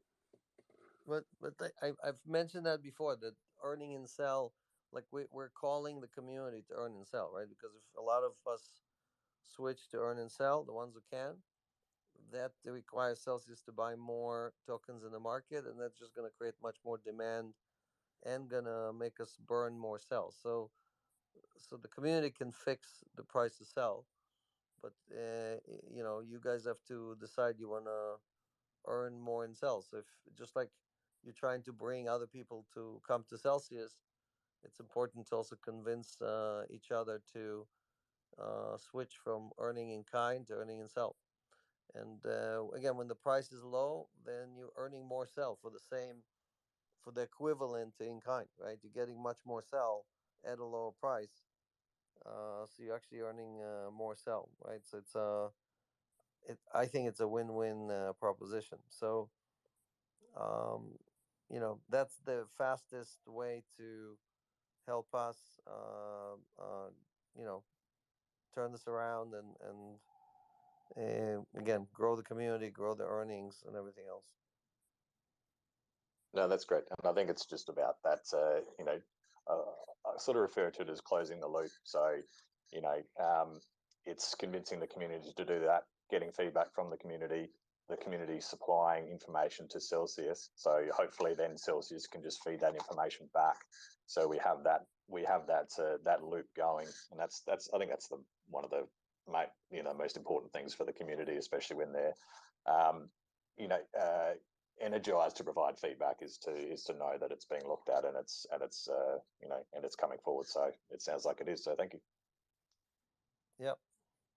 We also hired many of the Celsius ambassadors, and they all working on different projects, and they're but they're not working on Cell, right? So like I know Joshua's working on Celsius X, and Zach is working on corporate, and Scott is working on ambassadors, and so on. Like we have 10 other people, right, that are all used to be ambassadors or used to be Cell token. So we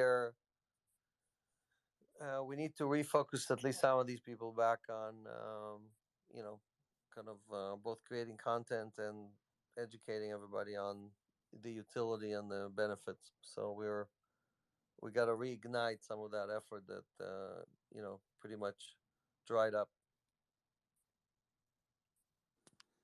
Reagan, thanks for joining us up here on stage.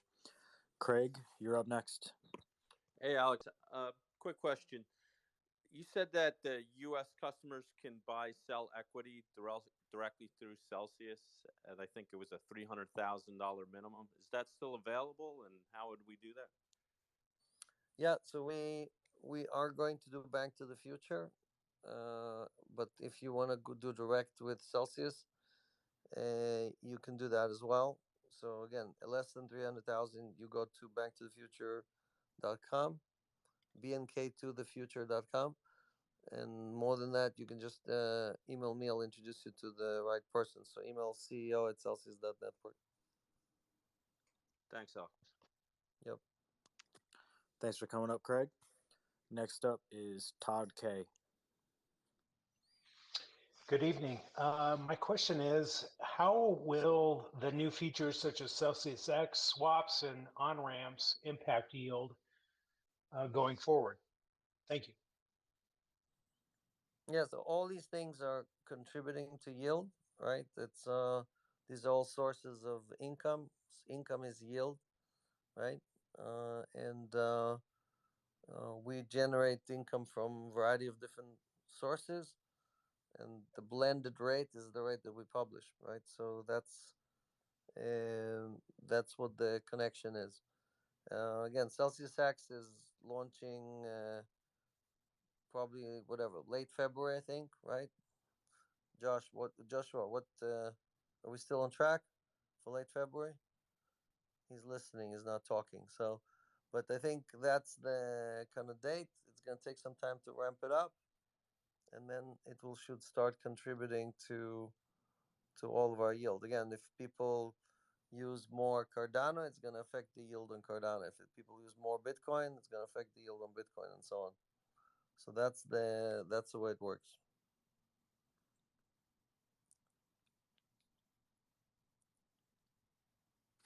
Todd, did that conclude your questions and comments? One question. Thank you. Thank you, sir. If you have another question, just hop back in the request. Jason, you're up next. Fantastic. Thank you for having me back up. Just concerning a new piece of news that I saw, I think this morning. I saw that Nexo was just partnering with Fidelity to offer Bitcoin-backed loans. And I know for Celsius, just given the way that the company has done everything from the beginning, don't aggravate regulators, tread carefully, be safe. That's the kind of business that traditional financial institutions are going to want to do business with. And it looks like, I guess, Nexo is getting the first mover advantage there, partnering with Fidelity. Can we expect anything moving forwards? Or I guess just any thoughts on that? Well, I don't know why that's the first mover advantage. We've been offering loans for 3.5 years. So they're having problems, so they have to work with the local company. We don't have any problems. We just offer the loans directly. You can get 1% loans from us at any time, right? Directly. So I don't see any first mover advantage. I just meant in terms of the partnership with the major institution. Fidelity was my largest shareholder when I took Arbinet public. So if there was anything we thought would be advantageous for the community, Like if I thought that with Fidelity I could get you to 0 instead of 1%, then I would do something with them. I don't see any benefit that partnering with Fidelity would give our community. We're already giving you more than anybody else. Check the rates on Nexo. See how much they charge you. Well, are you planning on partnering with any major traditional financial institutions? Yeah, we have many partners. They're all listed on our website. So it's not like we're. It's not the issue is, does the partnership give you any benefit? Right? What like if I partnered with JP Morgan tomorrow, what benefit would you have from that? You understand what I'm saying? So the issue is not. There's no way that JP Morgan will offer better um, product to their customers because they partner with Celsius. So our goal is to do partnerships where we improve on or make things better, right? Like we partner with Visa. Why? Because we want to bring the community a credit card, right? So that's an important partnership. We partnered with different banks, right? We work with different banks right now that allow us to send you wire transfer, ACH, receive money from you, and all kind of stuff like that. So those are things that benefit the community. Here, I just don't see how that partnership benefits will benefit the Celsius community.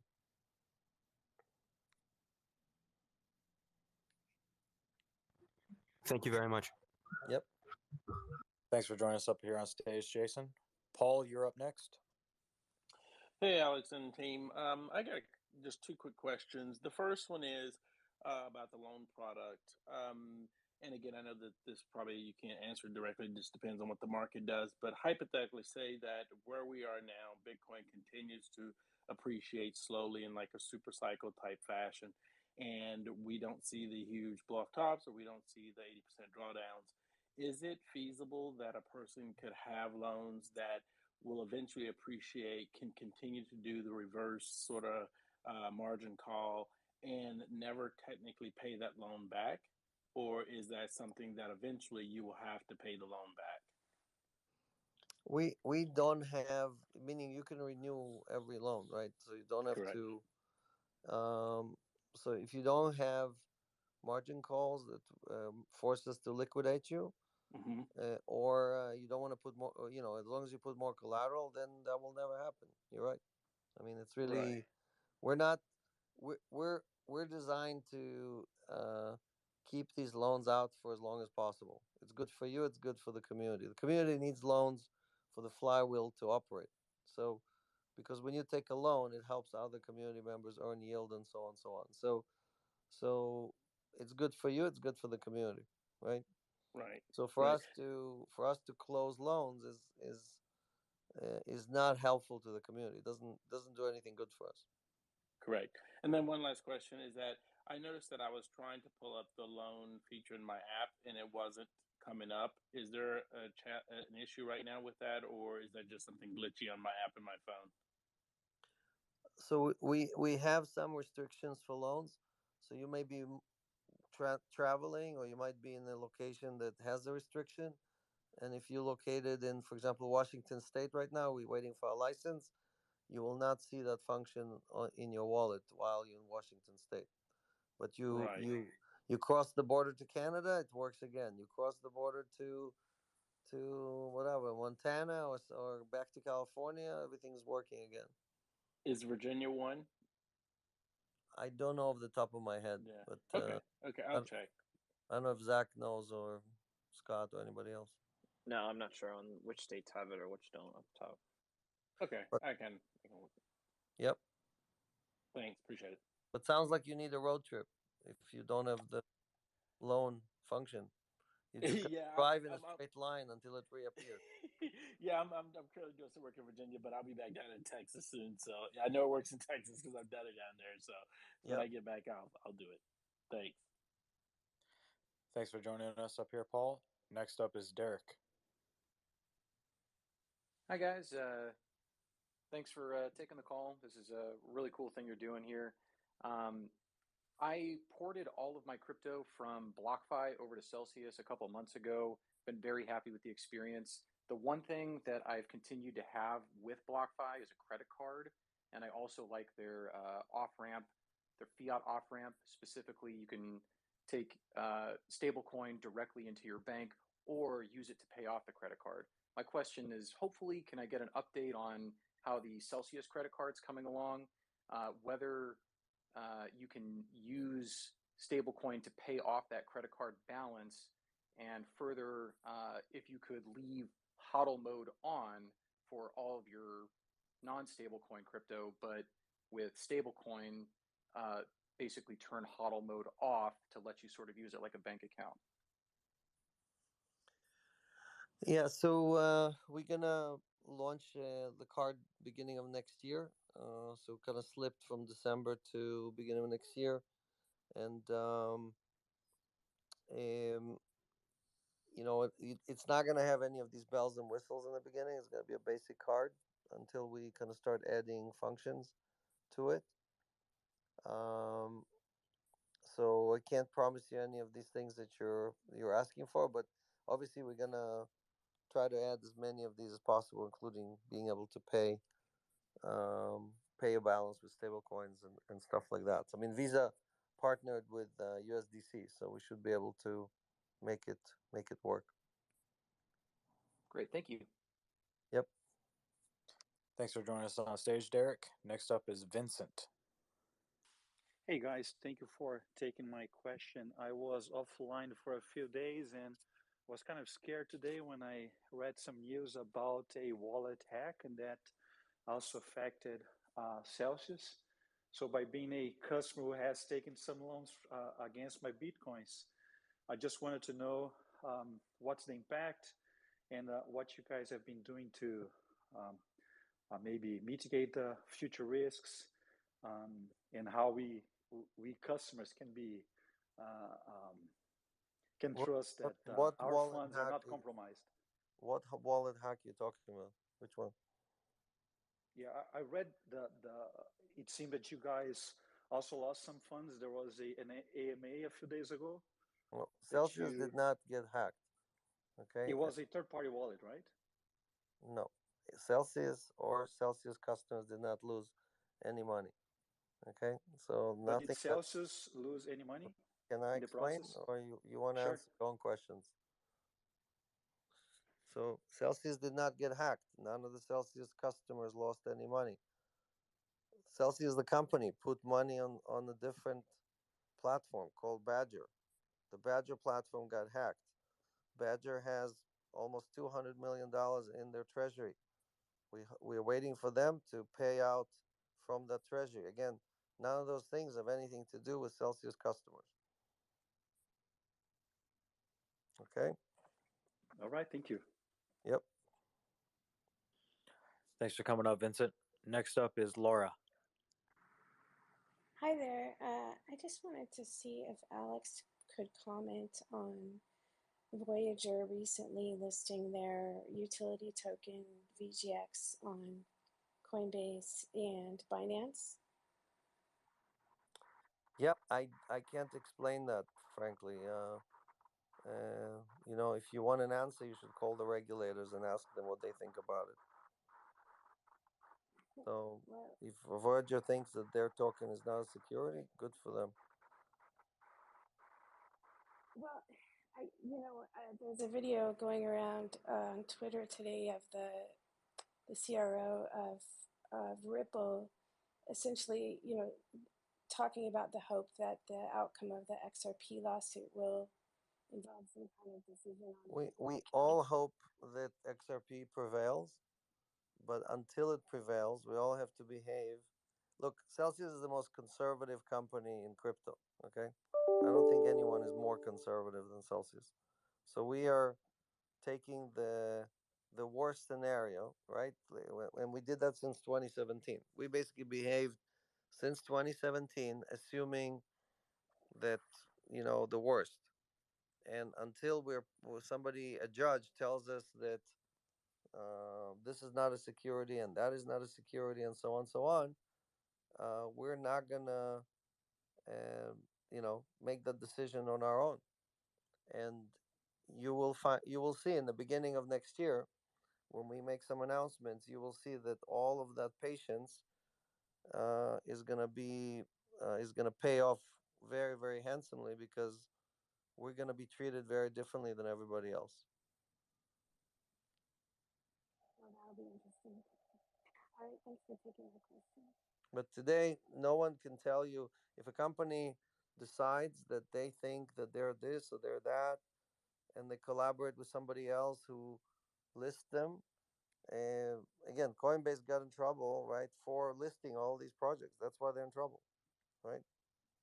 So, so, so if they want to continue doing it, that's for them. That's good for them. I don't have any comments on it, right? We are very strict about adding tokens or coins to the Celsius platform. Anything we think is a security, we either don't offer to Americans or we offer it in a very restricted way. So even then, if tomorrow the SEC decides that everything is a security, we don't have to do anything. We don't have to change anything. We're already behaving that way. So that is how Celsius chooses to do its business, and other people choose to do their business in a different way. And one by one, you see them either get out of the business of the yield business or the lending business because they get in trouble with regulators. And then companies like Coinbase are kind of in a pickle where they have to list these new exciting assets in order to generate trading fees in order to survive. Where we're not put in that position because we're generating on yield, not on people trading, all kinds of crazy coins. I have noticed that the price of BGX hasn't really gone up. We can't hear you. You can't hear me? No. Yeah, it sounds like you're underwater or something. Is that better? Are you on headphones? Yeah, I am actually. I'm on might my, switch off real quick.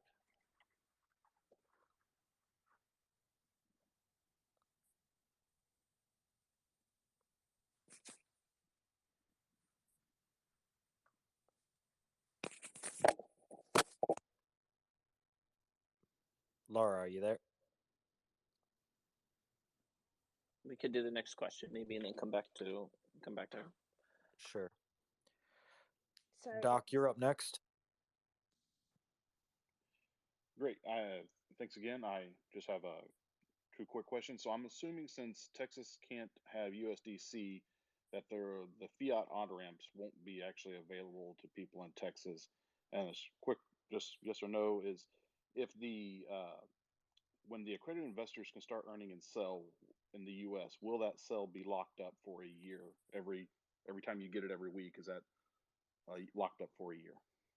Thanks. Yeah. So when you get paid in sell, it's automatically locks for a year and it unlocks automatically. So as far as Texas, we do support DAI in Texas. So I think DAI is excluded. So if you want to earn in DAI, that is, I think, open. But USDC, I think, is blocked. So I'm not sure you'll be able to. It's a great question. I didn't ask my team if maybe Zach can ping them and get you an answer. I don't know if it's gonna work or not as far as if we're gonna be able to fiat onboard into DAI. I'm not not sure into about DAI, into stable coins in Texas. Right, but because the Onramp is legal, so the question is it anyway, we'll see. I don't know if I don't know what the answer is. Great, thanks. It's rare that I don't know the answer, so it's a good one. You should get a prize for that one. Fantastic. How about the prize be that Texas can start taking stable coins? That'd be fantastic. Yeah, all right. I'll tell the regulators that you insisted. Nice one, Doc. Thanks for joining us up here. Nate, you're up next. Thank you, Josh. Piggybacking Doc's question and the prior comment about Blockfi, I believe Blockfi has a money transmitter license in Texas. I don't know if I'm not the regulatory expert, but I think that is one of the reasons.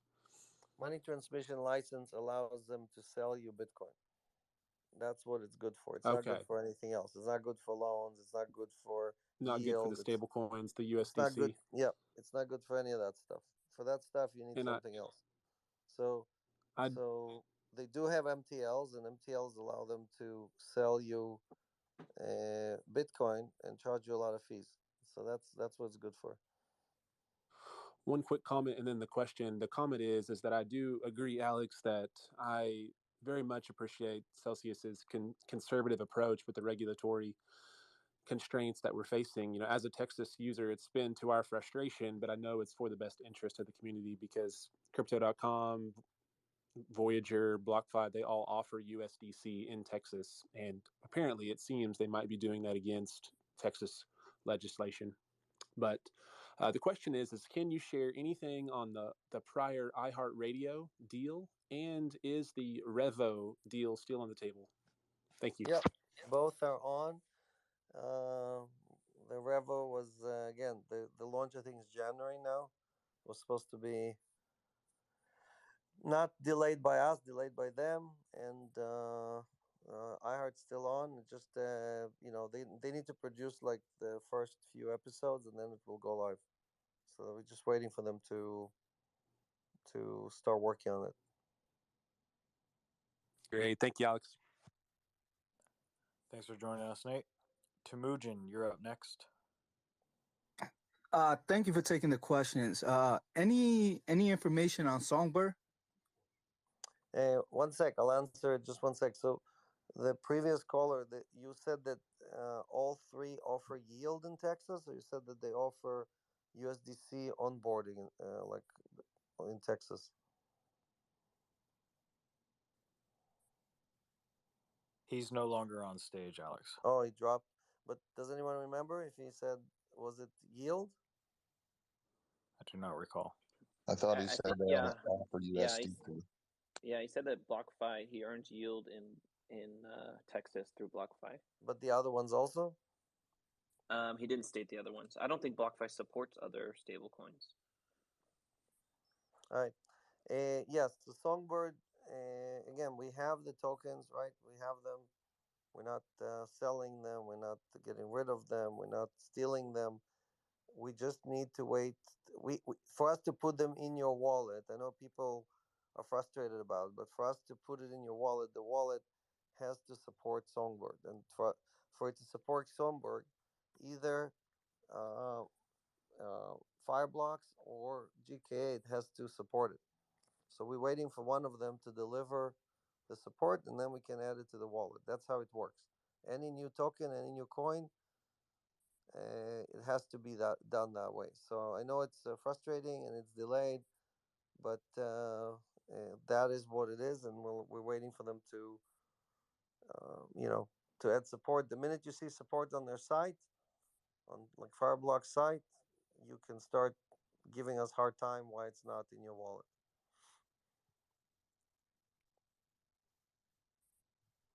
Did that answer your question, Temujin? Yes, it did. It did. Thanks for joining us. Jimmy, you're up next. Hello, everyone. Thank you for taking my call. Alex, I love what you do with the platform. Kind of an odd question here, but what is the one thing that keeps you up at night as far as with Celsius and crypto overall? And then secondly, where do you see the platform in the next 5 to 10 years? Yeah, so our biggest challenge right now is actually hiring great people to come and join us, mostly programmers and DevOps and testing and all that stuff. So the reason a lot of these things are either launching late or we keep delaying things is because we don't have enough developers, right? And programmers and testers and so on. So that's been our biggest challenge. We are going to fix the problem. We know what to do. We just need a little bit more time. And I think now that we've raised all this money, it's going to be easier to address these issues on kind of big chunks versus small chunks. So I would say that is by far the number one challenge for us. You know, again, we were also busy growing the business 30x this year, right? So that's not easy. Most of our competitors only grew 5x or whatever, so they had less of a challenge keeping up with the growth. So we probably overpromised a little bit because we did not expect to grow 30x in 1 year, right? So some of the resources, some of the people that were supposed to work on this or that launch or this or that features had to work on making sure that everybody got their loans and everybody got their yield and everybody basically. I mean, we've never missed a payment. We've never had a system being down, right? So we've been very much more, I would say, stable and consistent than like Coinbase has been down much more than Celsius if you count the uptime, or Binance or anyone. Celsius has had a higher uptime than any platform I know in crypto, right? So we're very proud of that, but it had its consequences, which was us being delayed on launching new stuff. So, like Zach said before, we usually take our time. We're not in a hurry. We want to make sure we launch everything perfect. You can see we're taking our time with the swap launch, doing it slowly, making sure we address any issues, make sure everything works. The call center, same way, right? I don't know how many of you tried the call center, but took a little bit longer. But we're the only company in crypto that has a call center, right? Thousands and thousands of companies. You can't call any of them and talk to anybody, right? Try to call Celsius and get your question answered and see what experience you have, right? So all these things are things that are important for us because they're important for you. So that's what we focused on. And now I forgot your question. What did you ask? Where the 5 to 10 year time horizon? Where do you Yeah, see? 5 to 10 years. So look, our mission is to help 100 million people, right? What is going to make me super happy is if we have the largest community, we help the most people in crypto, right? We've brought in more. Again, this is not about helping the rich. This is about helping. I had a session with two guys, two millionaires, who were peppering me with advice about how to get Cell Token running again, and I kept explaining to them that it's not about helping them; it's about helping the average Joe, right? That's why, like our platinum program, you could be platinum on Celsius with $10, right? As long as $2.5 of that is in Cell Token, you're platinum, right? So the point is that we're giving the smallest Celsian the same treatment as the fattest Celsian, okay, from a money standpoint. And that's the principle we want to stick with, right? That's how we grow to 100 million.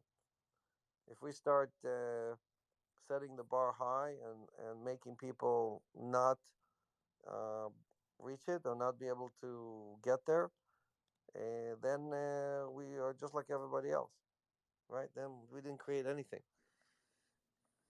So, all these things are connected. I think it might be hard for everybody to see what's the connection between Celsius X and our yield business and our loans and so on and so on. But all these things are connected into a master plan. And you will see when they all work together, you will see that it's magic, right? And it's, like I said, there's no other company in crypto that does not charge its customers fees. Everybody's charging you fees. You just don't know how to do it. Everybody. And today I was on a panel with two other companies, famous companies, and they were arguing with me that no, Celsius also charges fees. So let me ask, Garrett, on this call, we have about 375 people. Anyone who paid a fee to Celsius, please come up and tell us that you paid a fee. Anyone, ever, in the history of Celsius, any kind of fee. I actually have. All The right. fee was that I didn't hear about Celsius much sooner, so I paid. That is a hefty fee, you know. So the point is that people don't believe that. They think that, you know, like these guys, these two fancy CEOs of big crypto companies, were basically saying there is no way to build a business in which you give your customers everything and you don't charge them any fees. There's just no way to do that. And Celsius must be doing something in a hidden way, or it's a Ponzi scheme. So some of the world's best investors just put $750 million after 6 months of due diligence, of checking everything, checking everything we do, and came back and said, "This is amazing. We love everything you're doing. Instead of 400 million, here's 750 million." Right? So again, this is all the power of the community, right? This is all community. And like I said before, the community decides where Cell Token goes. The community decides how big is this community. Most of our users come from referrals, right? Again, the Cell Token, the direction of the Cell Token has to do with what the community does with Cell. Does it hodl or it doesn't hodl? Does it help other people get Cell or it doesn't help other people get Cell? So that is what it's all about. And you know, instead of, I know a lot of people looking at me and saying, "Alex, what are you doing? What are you doing?" I'm doing the same thing I've done for 4 years. I'm not doing more. I'm not doing less. You know, I'm already working 7 days a week. But I need you guys to also take responsibility and reflect on what you're doing. How are you helping other people? How are you helping Cell Token? And all together we can make a change. We can decide what it is. So let me pause here and give a chance to the next person with this question. Jimmy, thanks for joining us. Those are great questions. I Jurgen, do have one more thing though. You mentioned referral. I work for a community bank that was recently speaking with NYDIG about onboarding their clientels and offering crypto services. If I can convince them to buy into Celsius, or as because they were looking into buying Bitcoin to put on their balance sheet themselves, could I get a referral or some kind of like kickback from that? Well, so NYDIG charges its customers 0.25% a year. They don't pay; they charge. Right. No, but as far So as the bank that I work for, no, wanting, I know. I'm just saying you got to convince your bank that you know they're gonna pay all these fees. Why would they pay all these fees instead of earning on their Bitcoin? So we definitely. I mean, I don't know what. I don't know if we have a referral fee for corporates, but we can definitely pay you like the normal referral fee. You know, like but you know, but we have again we have GK8. We don't charge these fees. They can earn yield. Where they can do just custody if they don't want to earn, right? That's fine too. And they're not gonna be paying these crazy fees that they're paying NYDIG. okay, thank you. Yep. Also, Jimmy, if you're interested in drumming up business, DM me. I have some ideas for you. Perfect. Will do. Thank you. thanks for joining, Jimmy. Jurgen or Alex, did you need to say something? No. All right, Jurgen, you're up next. Hi, I was just wondering if you have any updates as to when the service will be available in the UK. Which one? Swaps? As to when the service will be available in the UK. I don't understand when what is going to be available. Your service, Celsius. Oh, itself. service. Got it. Yeah, Our sorry. service. So Strong no, accent. no worries. So I said this before. We hope to reopen by the end of the year. But as I mentioned, swaps will be available to some of the U.S. Existing users. So all of our existing users continue to use Celsius. We did not close our service or anything like that. We're just pausing accepting new users. In the meantime, we're going to be adding some other functions to existing users in the UK. Okay, thank you very much. Yep. Thank you. Thanks for your question, Jurgen. Crypto Muse, you're up next. Hi there. Thanks for taking my question. Alex, I'm a big fan, as well as a big fan of Celsius. I've been a long-time user of Celsius. So my question is specific to the Celsius loans. Is there any reason, maybe this has already been answered, given that Celsius wants to take a conservative approach, or it's a lack of developers, but is there a reason why you guys cannot streamline or automate the loans at a faster sort of basis? Like right now, it seems like it takes, a couple of hours to maybe multiple days before getting a loan. And so I was just wondering, like, if you have the collateral, if you have the ratios, is there any reason why we can't like just very quickly get that turnover? We process all loans the same day, so I don't know what you mean by it takes days. The only reason it would take days is if you're missing some information in your profile, or it's not updated, or they can't verify that. Like for example, you applied with a company and they're missing some information about the company or whatever. But if you apply for a loan, and I'm sure, again, there's a few hundred people on this call probably that got a loan, they can tell you we process all of our loans the same day. But I mean, is it a manual process or is it completely automated?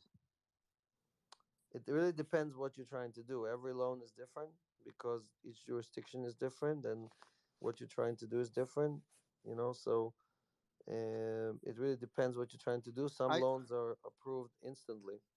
So okay. So it really depends on where you are, what you're trying to do, but we have a large team, and they make sure that all loans are approved the same day. Okay, so it should be the same day, basically. You're saying, because Yeah. I mean, And then there are fiat other loans, platforms. There are fiat other loans platforms. take Sorry. time too to just move the money on the banking rails. Like with stablecoin loans, you can literally take a loan and in 15 minutes the stablecoins are in your app. There's a lot of times that happens and a lot of experiences of that on Twitter. But fiat loans, especially, they can take a day or two just to go through the banking system, even after Celsius approved them the same day. I was specifically talking about stablecoin loans because I know there are platforms, other CeFi places where it takes around 15 minutes, as you said. So I guess I haven't experienced that with Celsius, but I will definitely try again.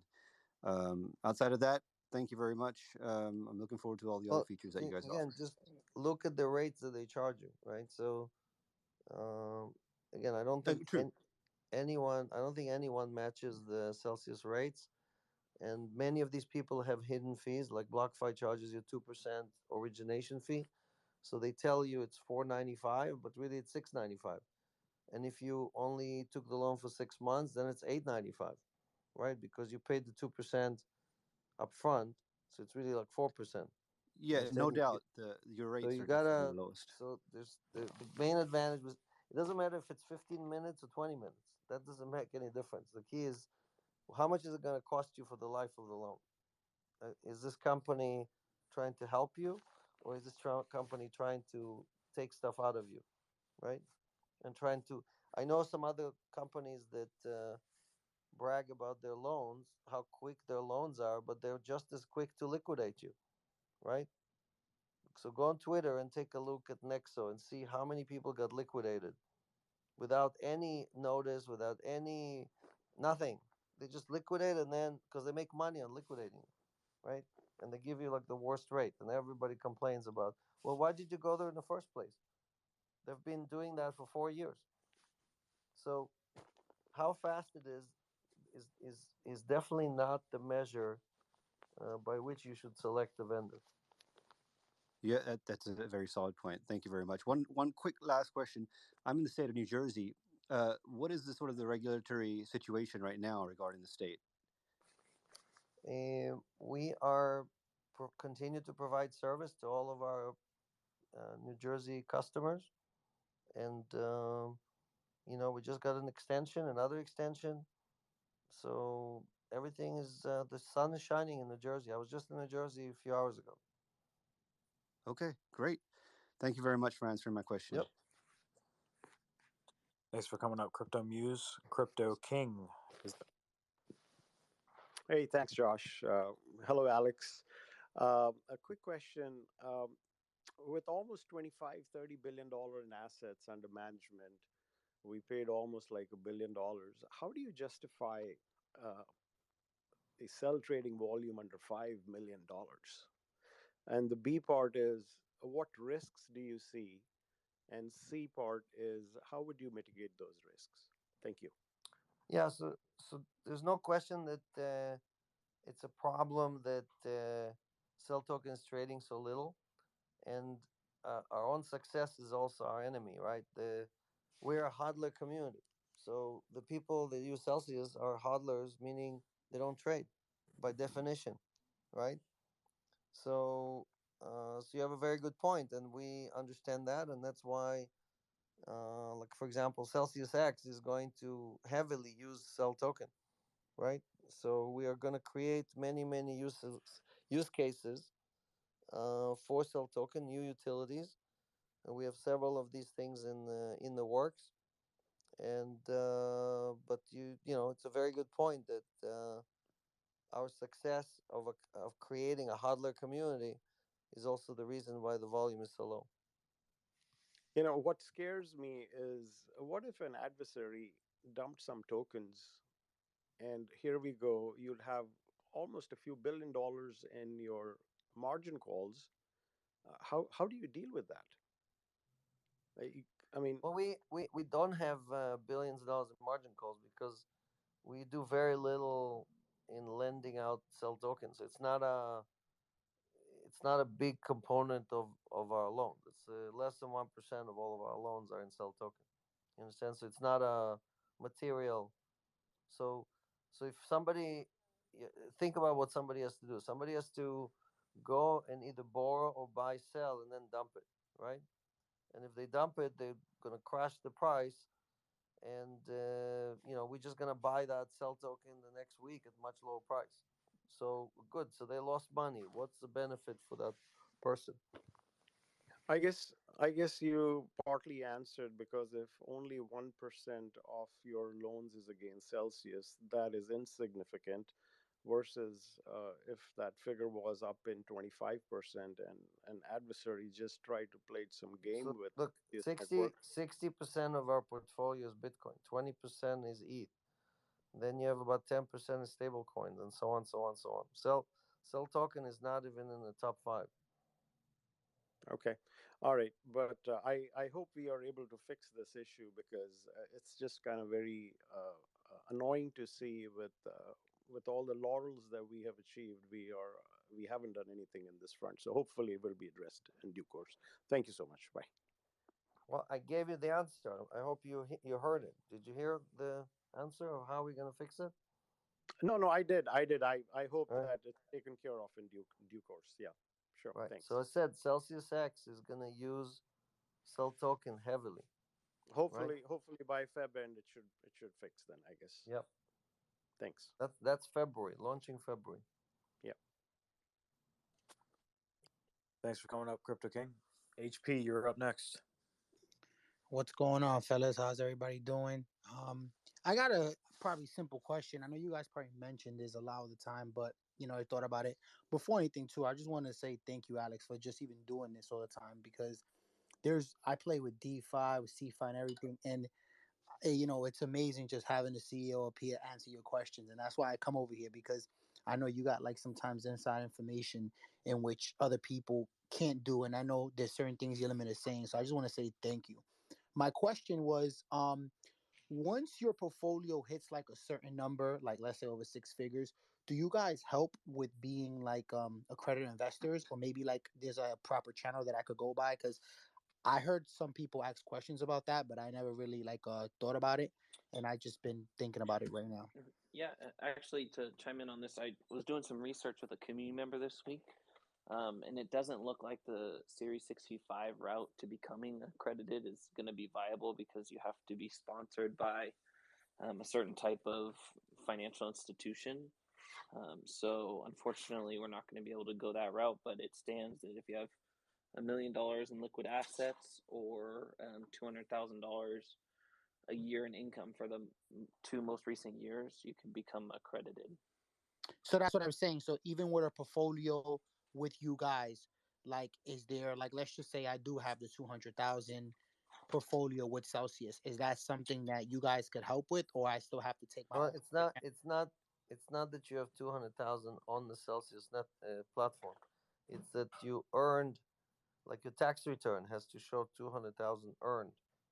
So you pay Correct. taxes on $200,000. That's what it has to show. Got you. Got you. Okay. All right. That's all. Thank you, man. I appreciate it. Yeah, they keep all the fancy Mm. stuff only for the rich, you know? No, of course. You know, Alex, since I have you here, just a fun talk, just separate from all this. Listen, there's no financial advice. I like your convictions and everything.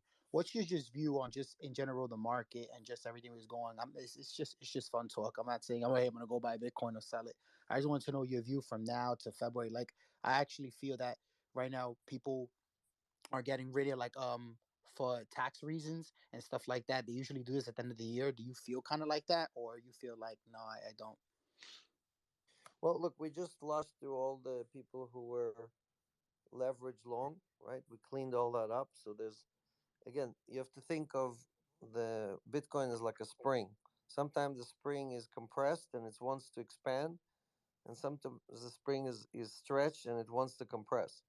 So it's when it's stretched, it means too many people took margin loans and they bought Bitcoin on margin and they all get liquidated. That's where the spring snaps back to its original position. And when the price keeps going down, then that's when the spring just gets compressed, compressed, compressed, and it wants to reopen. It wants to go up. So right now we are just in that situation. We went from the spring being the Bitcoin spring being too stretched to snapping all the way too much. Now it's compressed already, right? So that's why I think it's probably going up from here. That doesn't mean it can't go down again, but because obviously it moves on news that have nothing to do with Bitcoin, like the Federal Reserve saying something, or another variant of Corona popping. But overall, many new people are joining crypto every day. They're not making Bitcoin at the speed at which new people are joining. So every day that goes by, the chances that Bitcoin is going up are increasing. That spring is collecting more and more and more momentum, and it's going to push prices higher. So I'm sticking with next year 140 to 160,000. That's the high, and it may happen fast, or it may happen slow, but it's going to happen. Thank you so much, Josh, Zach, Scott, Alex. Appreciate it. Thank you. Yep. Thanks for joining us, HP. Catherine, you're up next.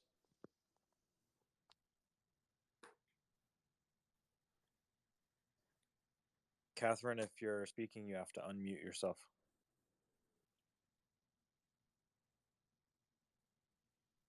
All right, gonna move on to Pi699. Shout out to the Celsius community and the Blue Henrys out there. I got a couple of questions.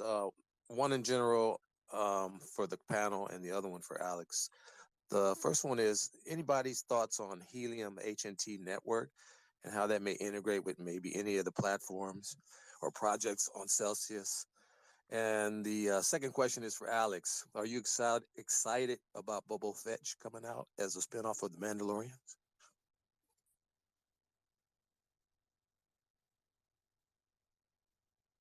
All right, you guys want to go first? Come on.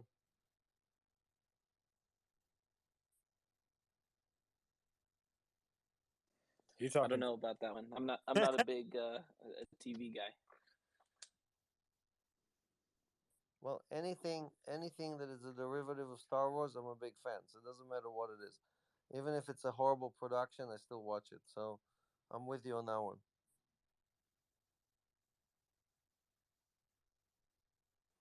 Right on. Anybody thoughts on the Helium network changing the world of I guess cell phone technology and how that may integrate with all our mobile devices in the future? That's the guys who are doing Wi-Fi, right? You can basically use their Wi-Fi. You can rent the network or something. Correct, and you can also. Well, I'm also mining it, and mining the HNT token through that. Yeah, correct. So, in some countries where there's prepaid plans, it's probably more of a viable option. In the US, most people are on the unlimited. So with unlimited, you don't really need that function because like today I was using 5G all day long, even though there was Wi-Fi in the building, right? So so it doesn't help to hop on a Helium network. So the question is really how many people are gonna get um, internationally to use it, and how big of a network they're gonna build with that. So I don't know the details, so I'm not recommending or whatever. But for us, it's we don't have demand for that token, so we're not adding it at any time soon to our network. Cool. Thanks a lot. Appreciate it. And this is the way. Sure. Thanks. Thanks for joining us, Pi. Next up is Dusan. Hey, what's up, everybody? Sorry if my English is bad. I'm coming from Serbia. I just want to ask about the swaps. Will be available in this part of Europe, specifically for Serbia? Yeah, So we have over 100 people in Serbia. You know that, right? In Belgrade. I didn't know that. One of our I biggest didn't. offices. Yep. So definitely, I think we test everything in Serbia first. So you got all the programmers right there. We're not right next to the zoo. You know where the zoo is? In Yeah, Belgrade? I know it. In Belgrade. Yeah, I know it. Yeah, You have office. that's where our You have office office. is next to the zoo. I didn't know. Okay. If you're a programmer, I offer you a job right now. Are you a technical person? No, I'm not. No, I'm not. I'm a singer. I'm a musician. All right. Well, I can't help you with that one. Okay. Thanks. Okay. But it's we should have it in Serbia, not a problem. Okay. Thank you very much. Yep. Alex, you sure they want to keep maybe the morale up of the group over there in Serbia? Yeah, if you can come up with a new anthem for the Cell token, maybe it will rip higher. If we come up with a new. He's gonna have to beat Celsius app. Yeah. Yeah, that's a tough one. Say bye-bye to Bank. Yeah, if I can help, I will do it. All right. Thanks for joining us, Dusan. Thank you. Oh heck, you're up next. Just two quick questions. You guys used to have HBAR listed as coming soon, and now it's not. And then the other question is, Chainlink, you used to earn 4.5%, but now it's down to 3%. I was wondering, since you guys have deepened your relationship with Chainlink, if that rate may be going up. Thank you. Yeah. So again, HBAR, Fireblocks promised to add it. They never did. We can't add it. They're still kind of on their list. But again, now that we have GK8, maybe we'll add it through GK8. Again, other tokens, our depth of partnership is not really determining the yield. The yield is determined by how much borrowing institutions do. So if there's not a lot of demand, then the rates are lower. If they offer staking, then we can raise the rates. So it's really depends on institutions and on what Chainlink does. Okay, thank you very much, Alex. Yep.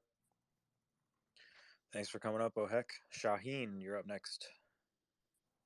Hello, hey Alex, and hello everyone.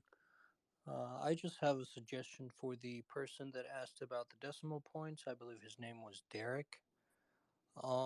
He can go in the settings in the app and go all the way down, and he'll find a download transaction history. He'll get an email that has a CSV file, an Excel spreadsheet that has all the information with all the decimals he wants. So I just wanted to put that out, and thank you. Have a good night. Good point. Yeah, I didn't think about that. Thanks for your comments there, Shaheen. Next up is Rogelio.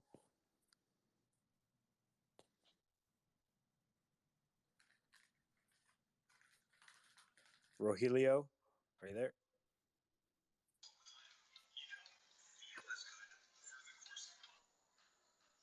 Hello. Are you listening to me? I'm sorry. Yep, we got you. Go ahead. Yeah.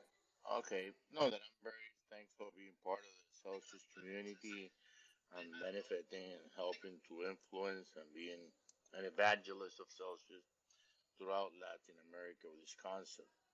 I also, Alex, appreciate all your time, sharing, and transparency and honesty and integrity that you have showed in the last couple of weeks, in order to be a better world and a road to a financial freedom. I'm very concerned about it's the Latin American market, and I would like to see what Celsius put more attention to it, and what's your vision to what's going on in Latin America now that things are happening in El Salvador, one of the biggest groups and the banks are copying your system, like Bank Colombia, accepting bitcoins and giving loans against your cryptos. I would like to be part of the Latin American growth, and I think this is a great potential. I want to see what's your vision on it. Thank you. Yeah. So again, we need a dedicated team for South America. We don't have that right now. We gotta hire, Spanish speaking, Portuguese speaking people, and focus on this market. So um, I don't have an answer for you right now. Right now, we're again just trying to keep up with the growth, and hopefully again we can hire. Like I said before, our biggest problem is hiring enough people to deal with all of the um, you know things that we're trying to do. But it definitely, if you want to focus on the Spanish market or Portuguese market, we're gonna need a dedicated team for that.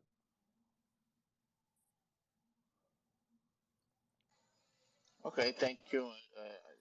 You know that you can count on us with Santos, me. I've been very well in touch with Scott and Zach, and I would really like to see this Latin American market explode. And thank you. Thank Yep, you all the rest. definitely. We're gonna be doing some stuff. We just gotta hire country managers, so don't have them yet. Thanks for joining us, Rogelio. Crypto therapist, you're up next. Yeah, hi everybody.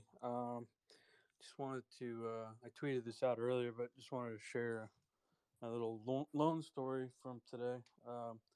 I took a fiat loan out maybe 6 months ago, and whole thing took about 5 days. So I was like, yeah, okay, that sounds about right, because I know banks are slow and all that.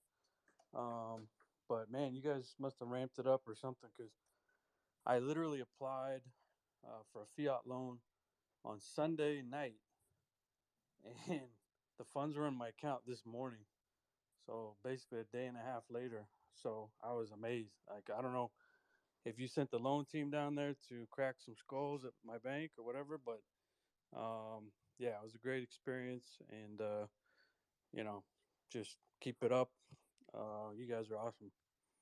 You mean the banks only keep your money for a day and a half now instead of 3 days? I guess they can't make as much money on it.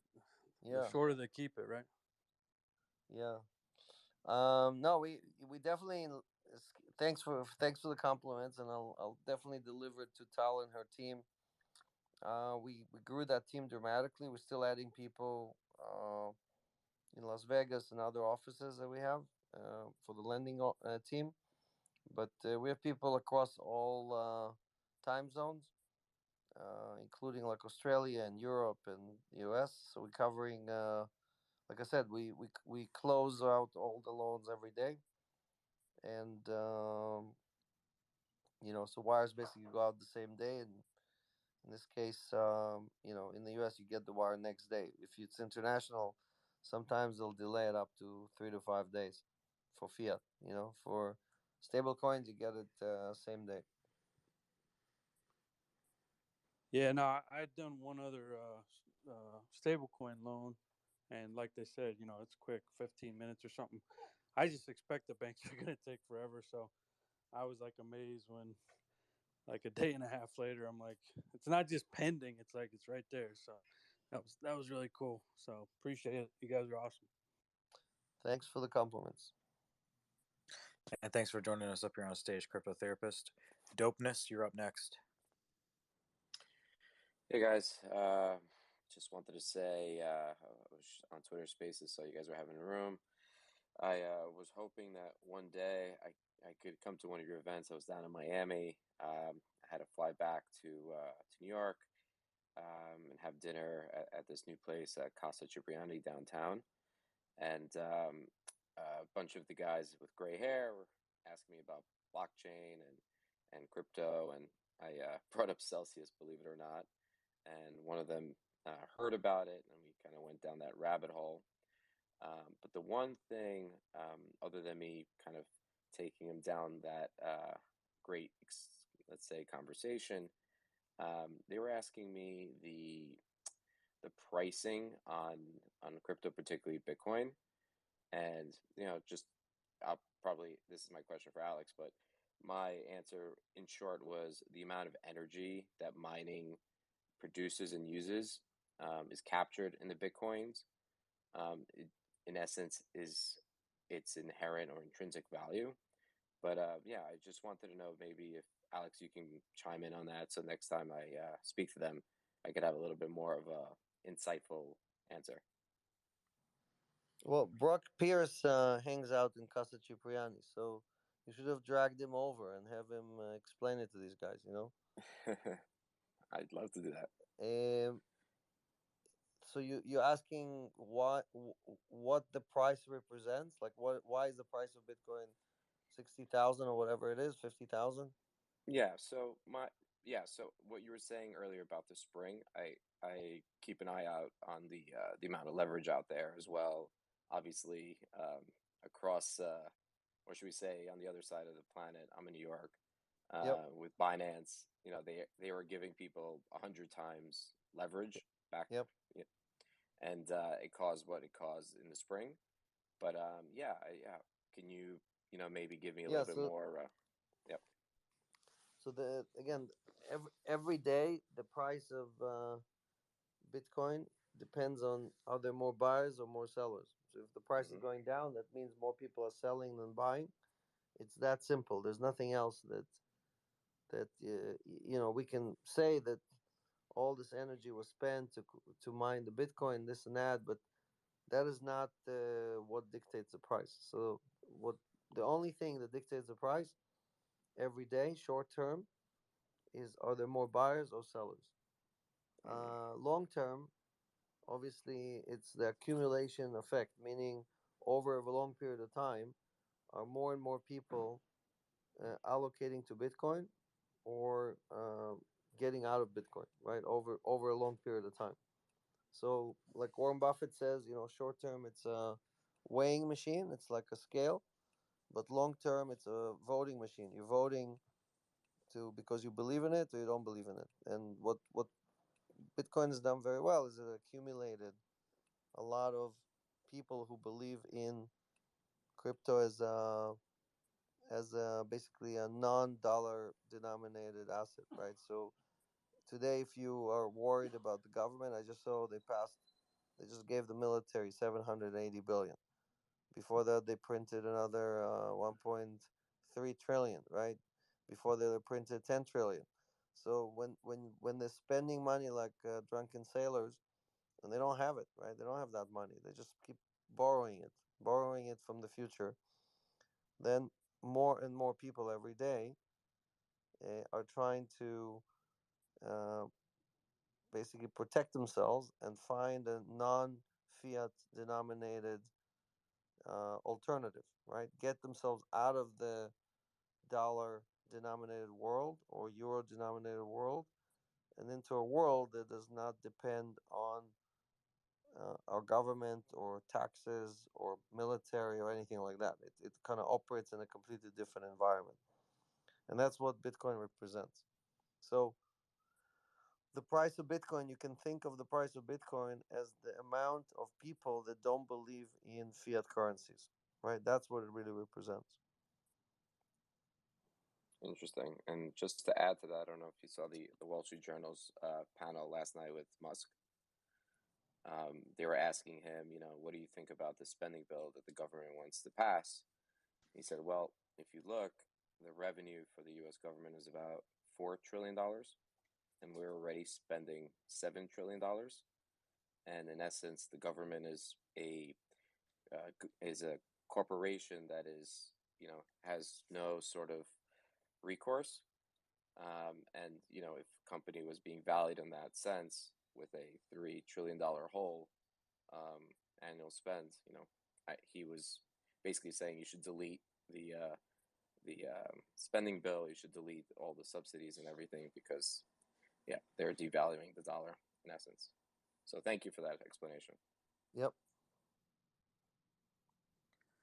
Thanks for joining us up here on stage, Dopeness. Next up is Mac. Hey, how are you guys doing? Doing good. Well, thank you for all that you do. I tell you, like every time there's like a dip in the market, I'm just so happy to have my assets with Celsius and get some extra rewards every week. So that's always good.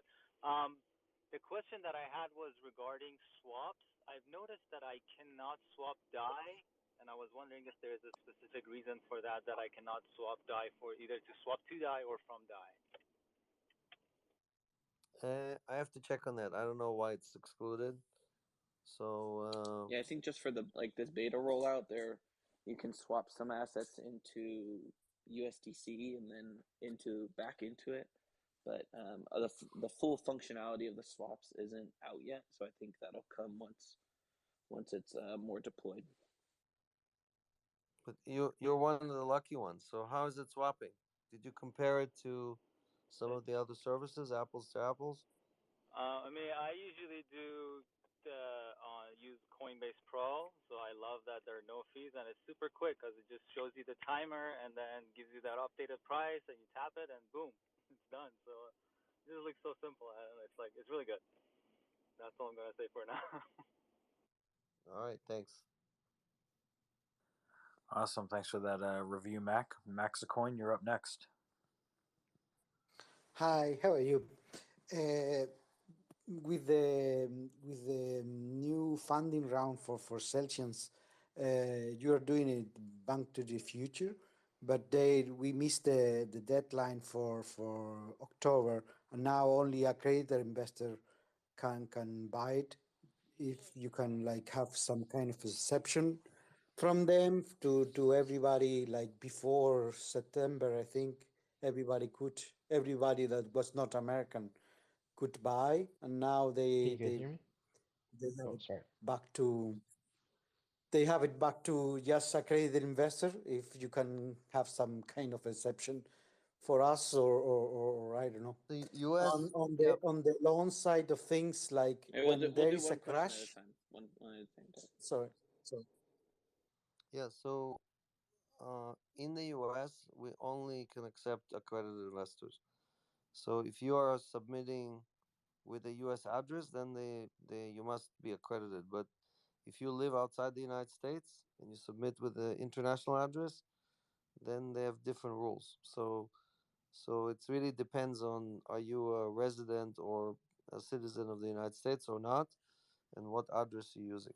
Okay, so No, but I'm in Europe, but they had a deadline. I don't if you remember, in September, and after this deadline that we missed, they only accept buying from accredited investor the whole world. Like nobody can, if you are not got it. accredited. All right.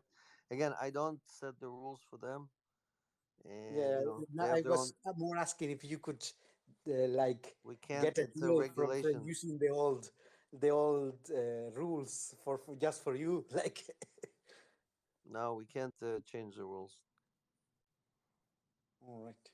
And just a comment about the loans. Like when there is a Bitcoin crash, or goes down, like the loans for stable coins takes for 3-4 days to give you the loans. I don't know if they are busy like with the calls on the loans, but it takes, like for me, the last loan took 3 days for normal Bitcoin stable coin.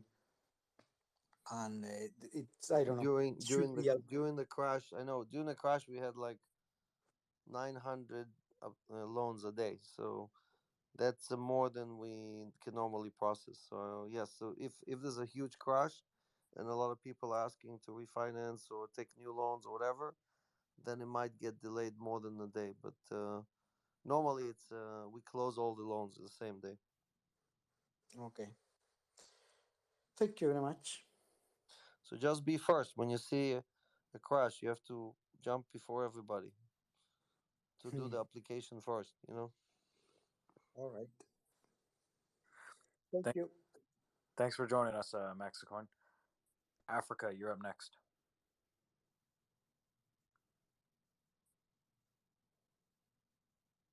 Africa Chamber, if you're speaking, unmute yourself. Hello, this is Eric with the Africa Chamber of Digital Commerce. Thank you for the opportunity. And to Alex, a quick question, your strategy within the United States amongst, the immigrant community. And I know you're quite aware of the immigrant community has, a huge um, purchase in um, power, and also when you look at remittances, for instance, Africa, for instance, the diaspora sends over $70 billion a year, and we're an organization that is headquartered, in Minnesota, and we've been trying to reach you.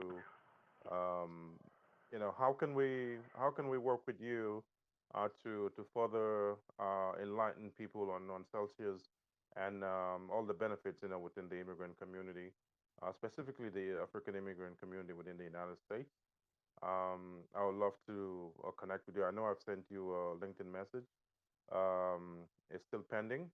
We'd love to connect and kind of see how we can, um, hopefully, as part of your uh, you know, to create more awareness within the immigrant community, specifically Africa, and also to extend an invitation for you to speak at the USA Pavilion in Dubai. Next year, there's going to be an ACFDC, summit on investments, emerging technology, and a bunch of other things. So we really want to see how we can share the Celsius, story, and how you could leverage things like the GMOs, stable coins, and Celsius, and really make your money work for you. Especially if you look at the immigrant community, they clock 9 to 5, and it's good to have something that exists like Celsius and all the stable coins where they can actually have those.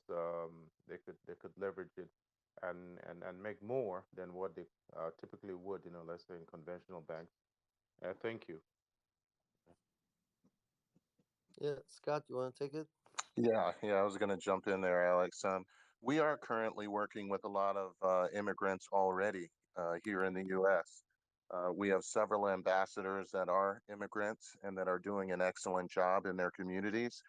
We have some African immigrants as well. So feel free to reach out to me, send me a DM, and we can set a time to go over some things. As I think you'll be quite happy with what we're doing, boots on the ground. So hopefully I look Absolutely, forward to hearing from absolutely. And you can, if you, maybe we could. My name is Eric Kagama, and I think we can DM on this handle. And just to give you an idea of what the Africa Chamber of Digital Commerce is Pan African. We're talking about 55 countries, both within the United States and also on the continent as well. So it's a confluence. So there's a huge opportunity there. And I know I have had we've had a podcast with Ken Nakamura, and to kind of just give GMO and others visibility within the community strategically. So we'll definitely, I'll be expecting your DM. Um, What I need you to do is send me a DM. You can just click on my picture there. My DMs are open, so you can go ahead and send me one. I was recently at the Tampa conference and spoke with some YouTubers that are also doing some things. So I think I might be able to connect you with some others as well. But that's what we do at Celsius. We love connecting people. So definitely send me a DM, and I'll be more than happy to speak with you.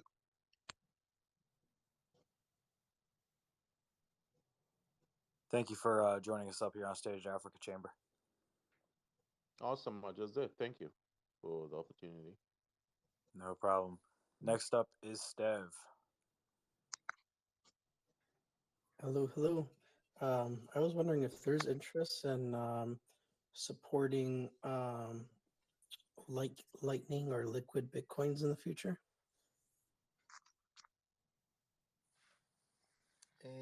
You ask if we support Lightning? Yeah, or if it, or if it's of interest. Well, I want to wait and see what Square is gonna come up with. I think they're gonna take it in a whole different direction. So let's see what Jack Dorsey has in mind, because I think people are underestimating how big his commitment is to Bitcoin. So so we want to see where he goes with it, and then maybe we'll join him on that journey.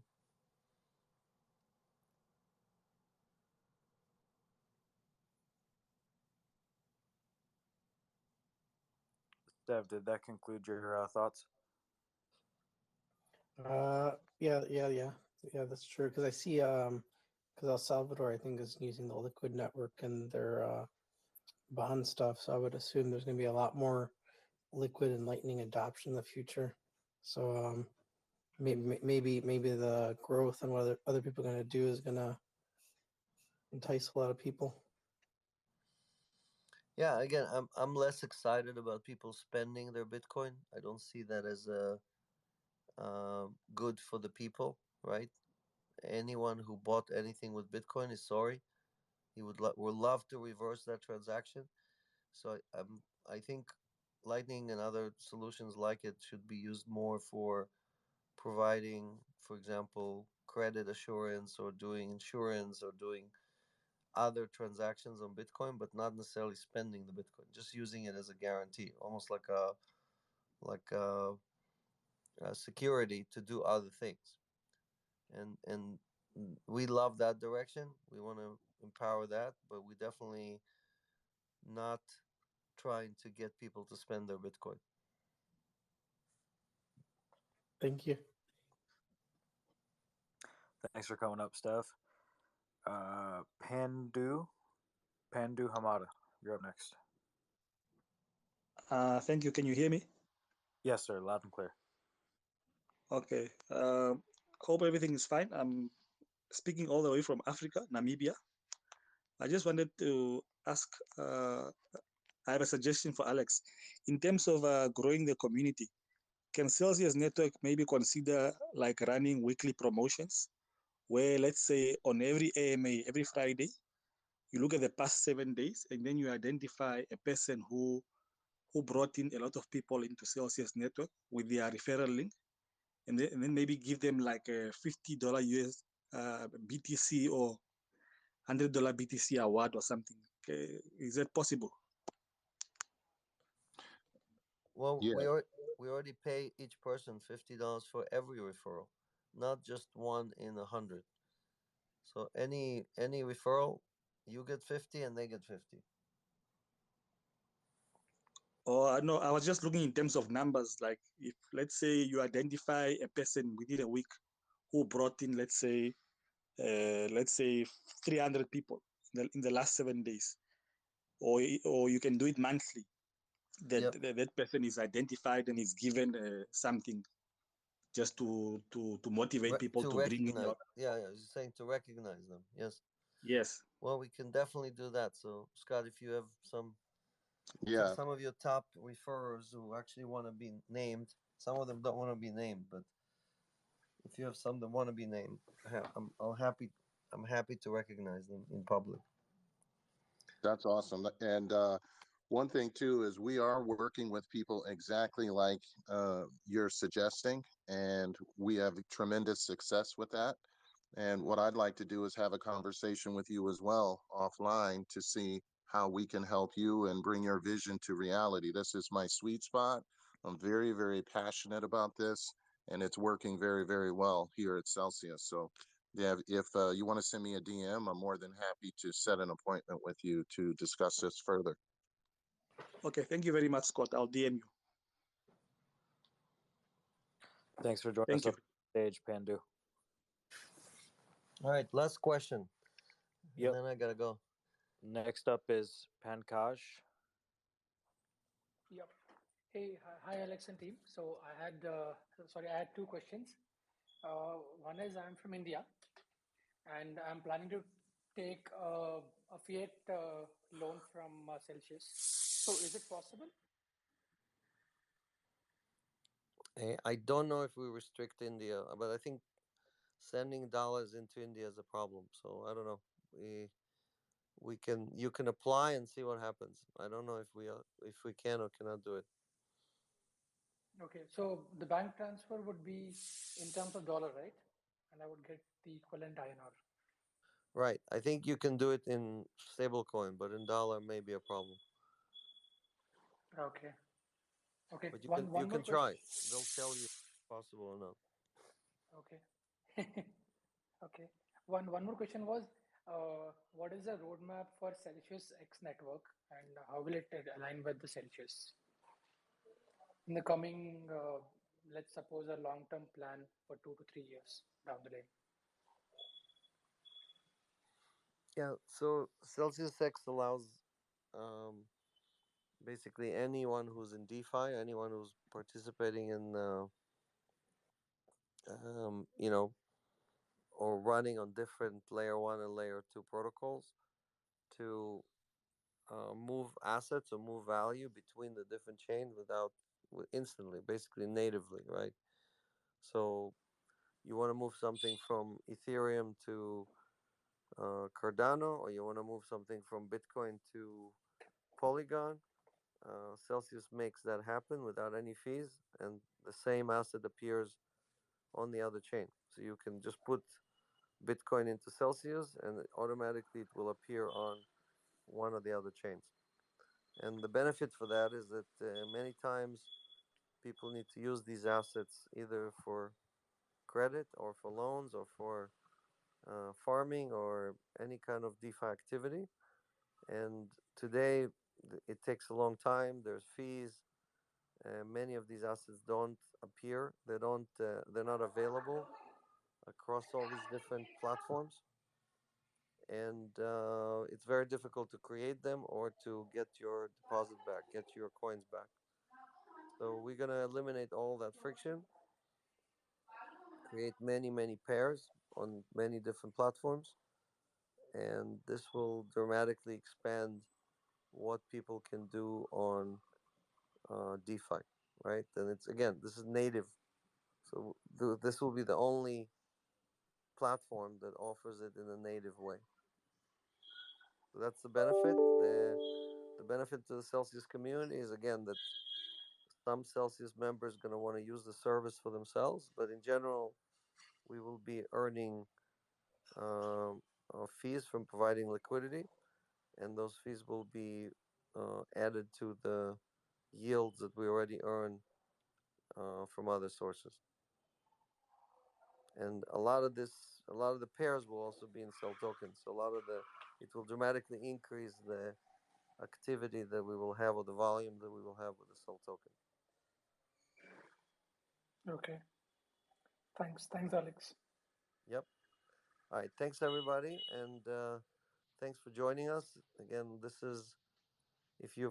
this is your first time visiting, you get a feel for the power of the Celsius community, and that's what we hear every week, helping people learn about crypto, about digital assets, and how to unbank yourself. Again, our goal is to create this very large community that helps each other, helps everybody achieve their financial goals and reach financial freedom. And we are relying on members of the community to help us expand our services. We don't really advertise or put our names on fancy places or try to hire celebs to promote us. We use the community as uh, really the main mechanism to expand our network. So please share it with your friends, family, anyone you think needs to be part of the crypto revolution. And you know, let's together build this to 100 million users. Thanks so much, and I'll see you on Friday on the AMA. I'll be doing the AMA from Las Vegas again, from the Real Vision Studios.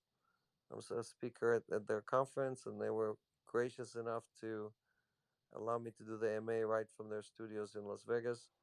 So we'll see you there, and we might even have a few special guests. See you later. Thanks, Alex. Night, Alex. Thanks, Alex. Bye. Good night. All right, gang. Hope we had a productive session. If we didn't get to your question, don't worry. We run these rooms, most days out of the week.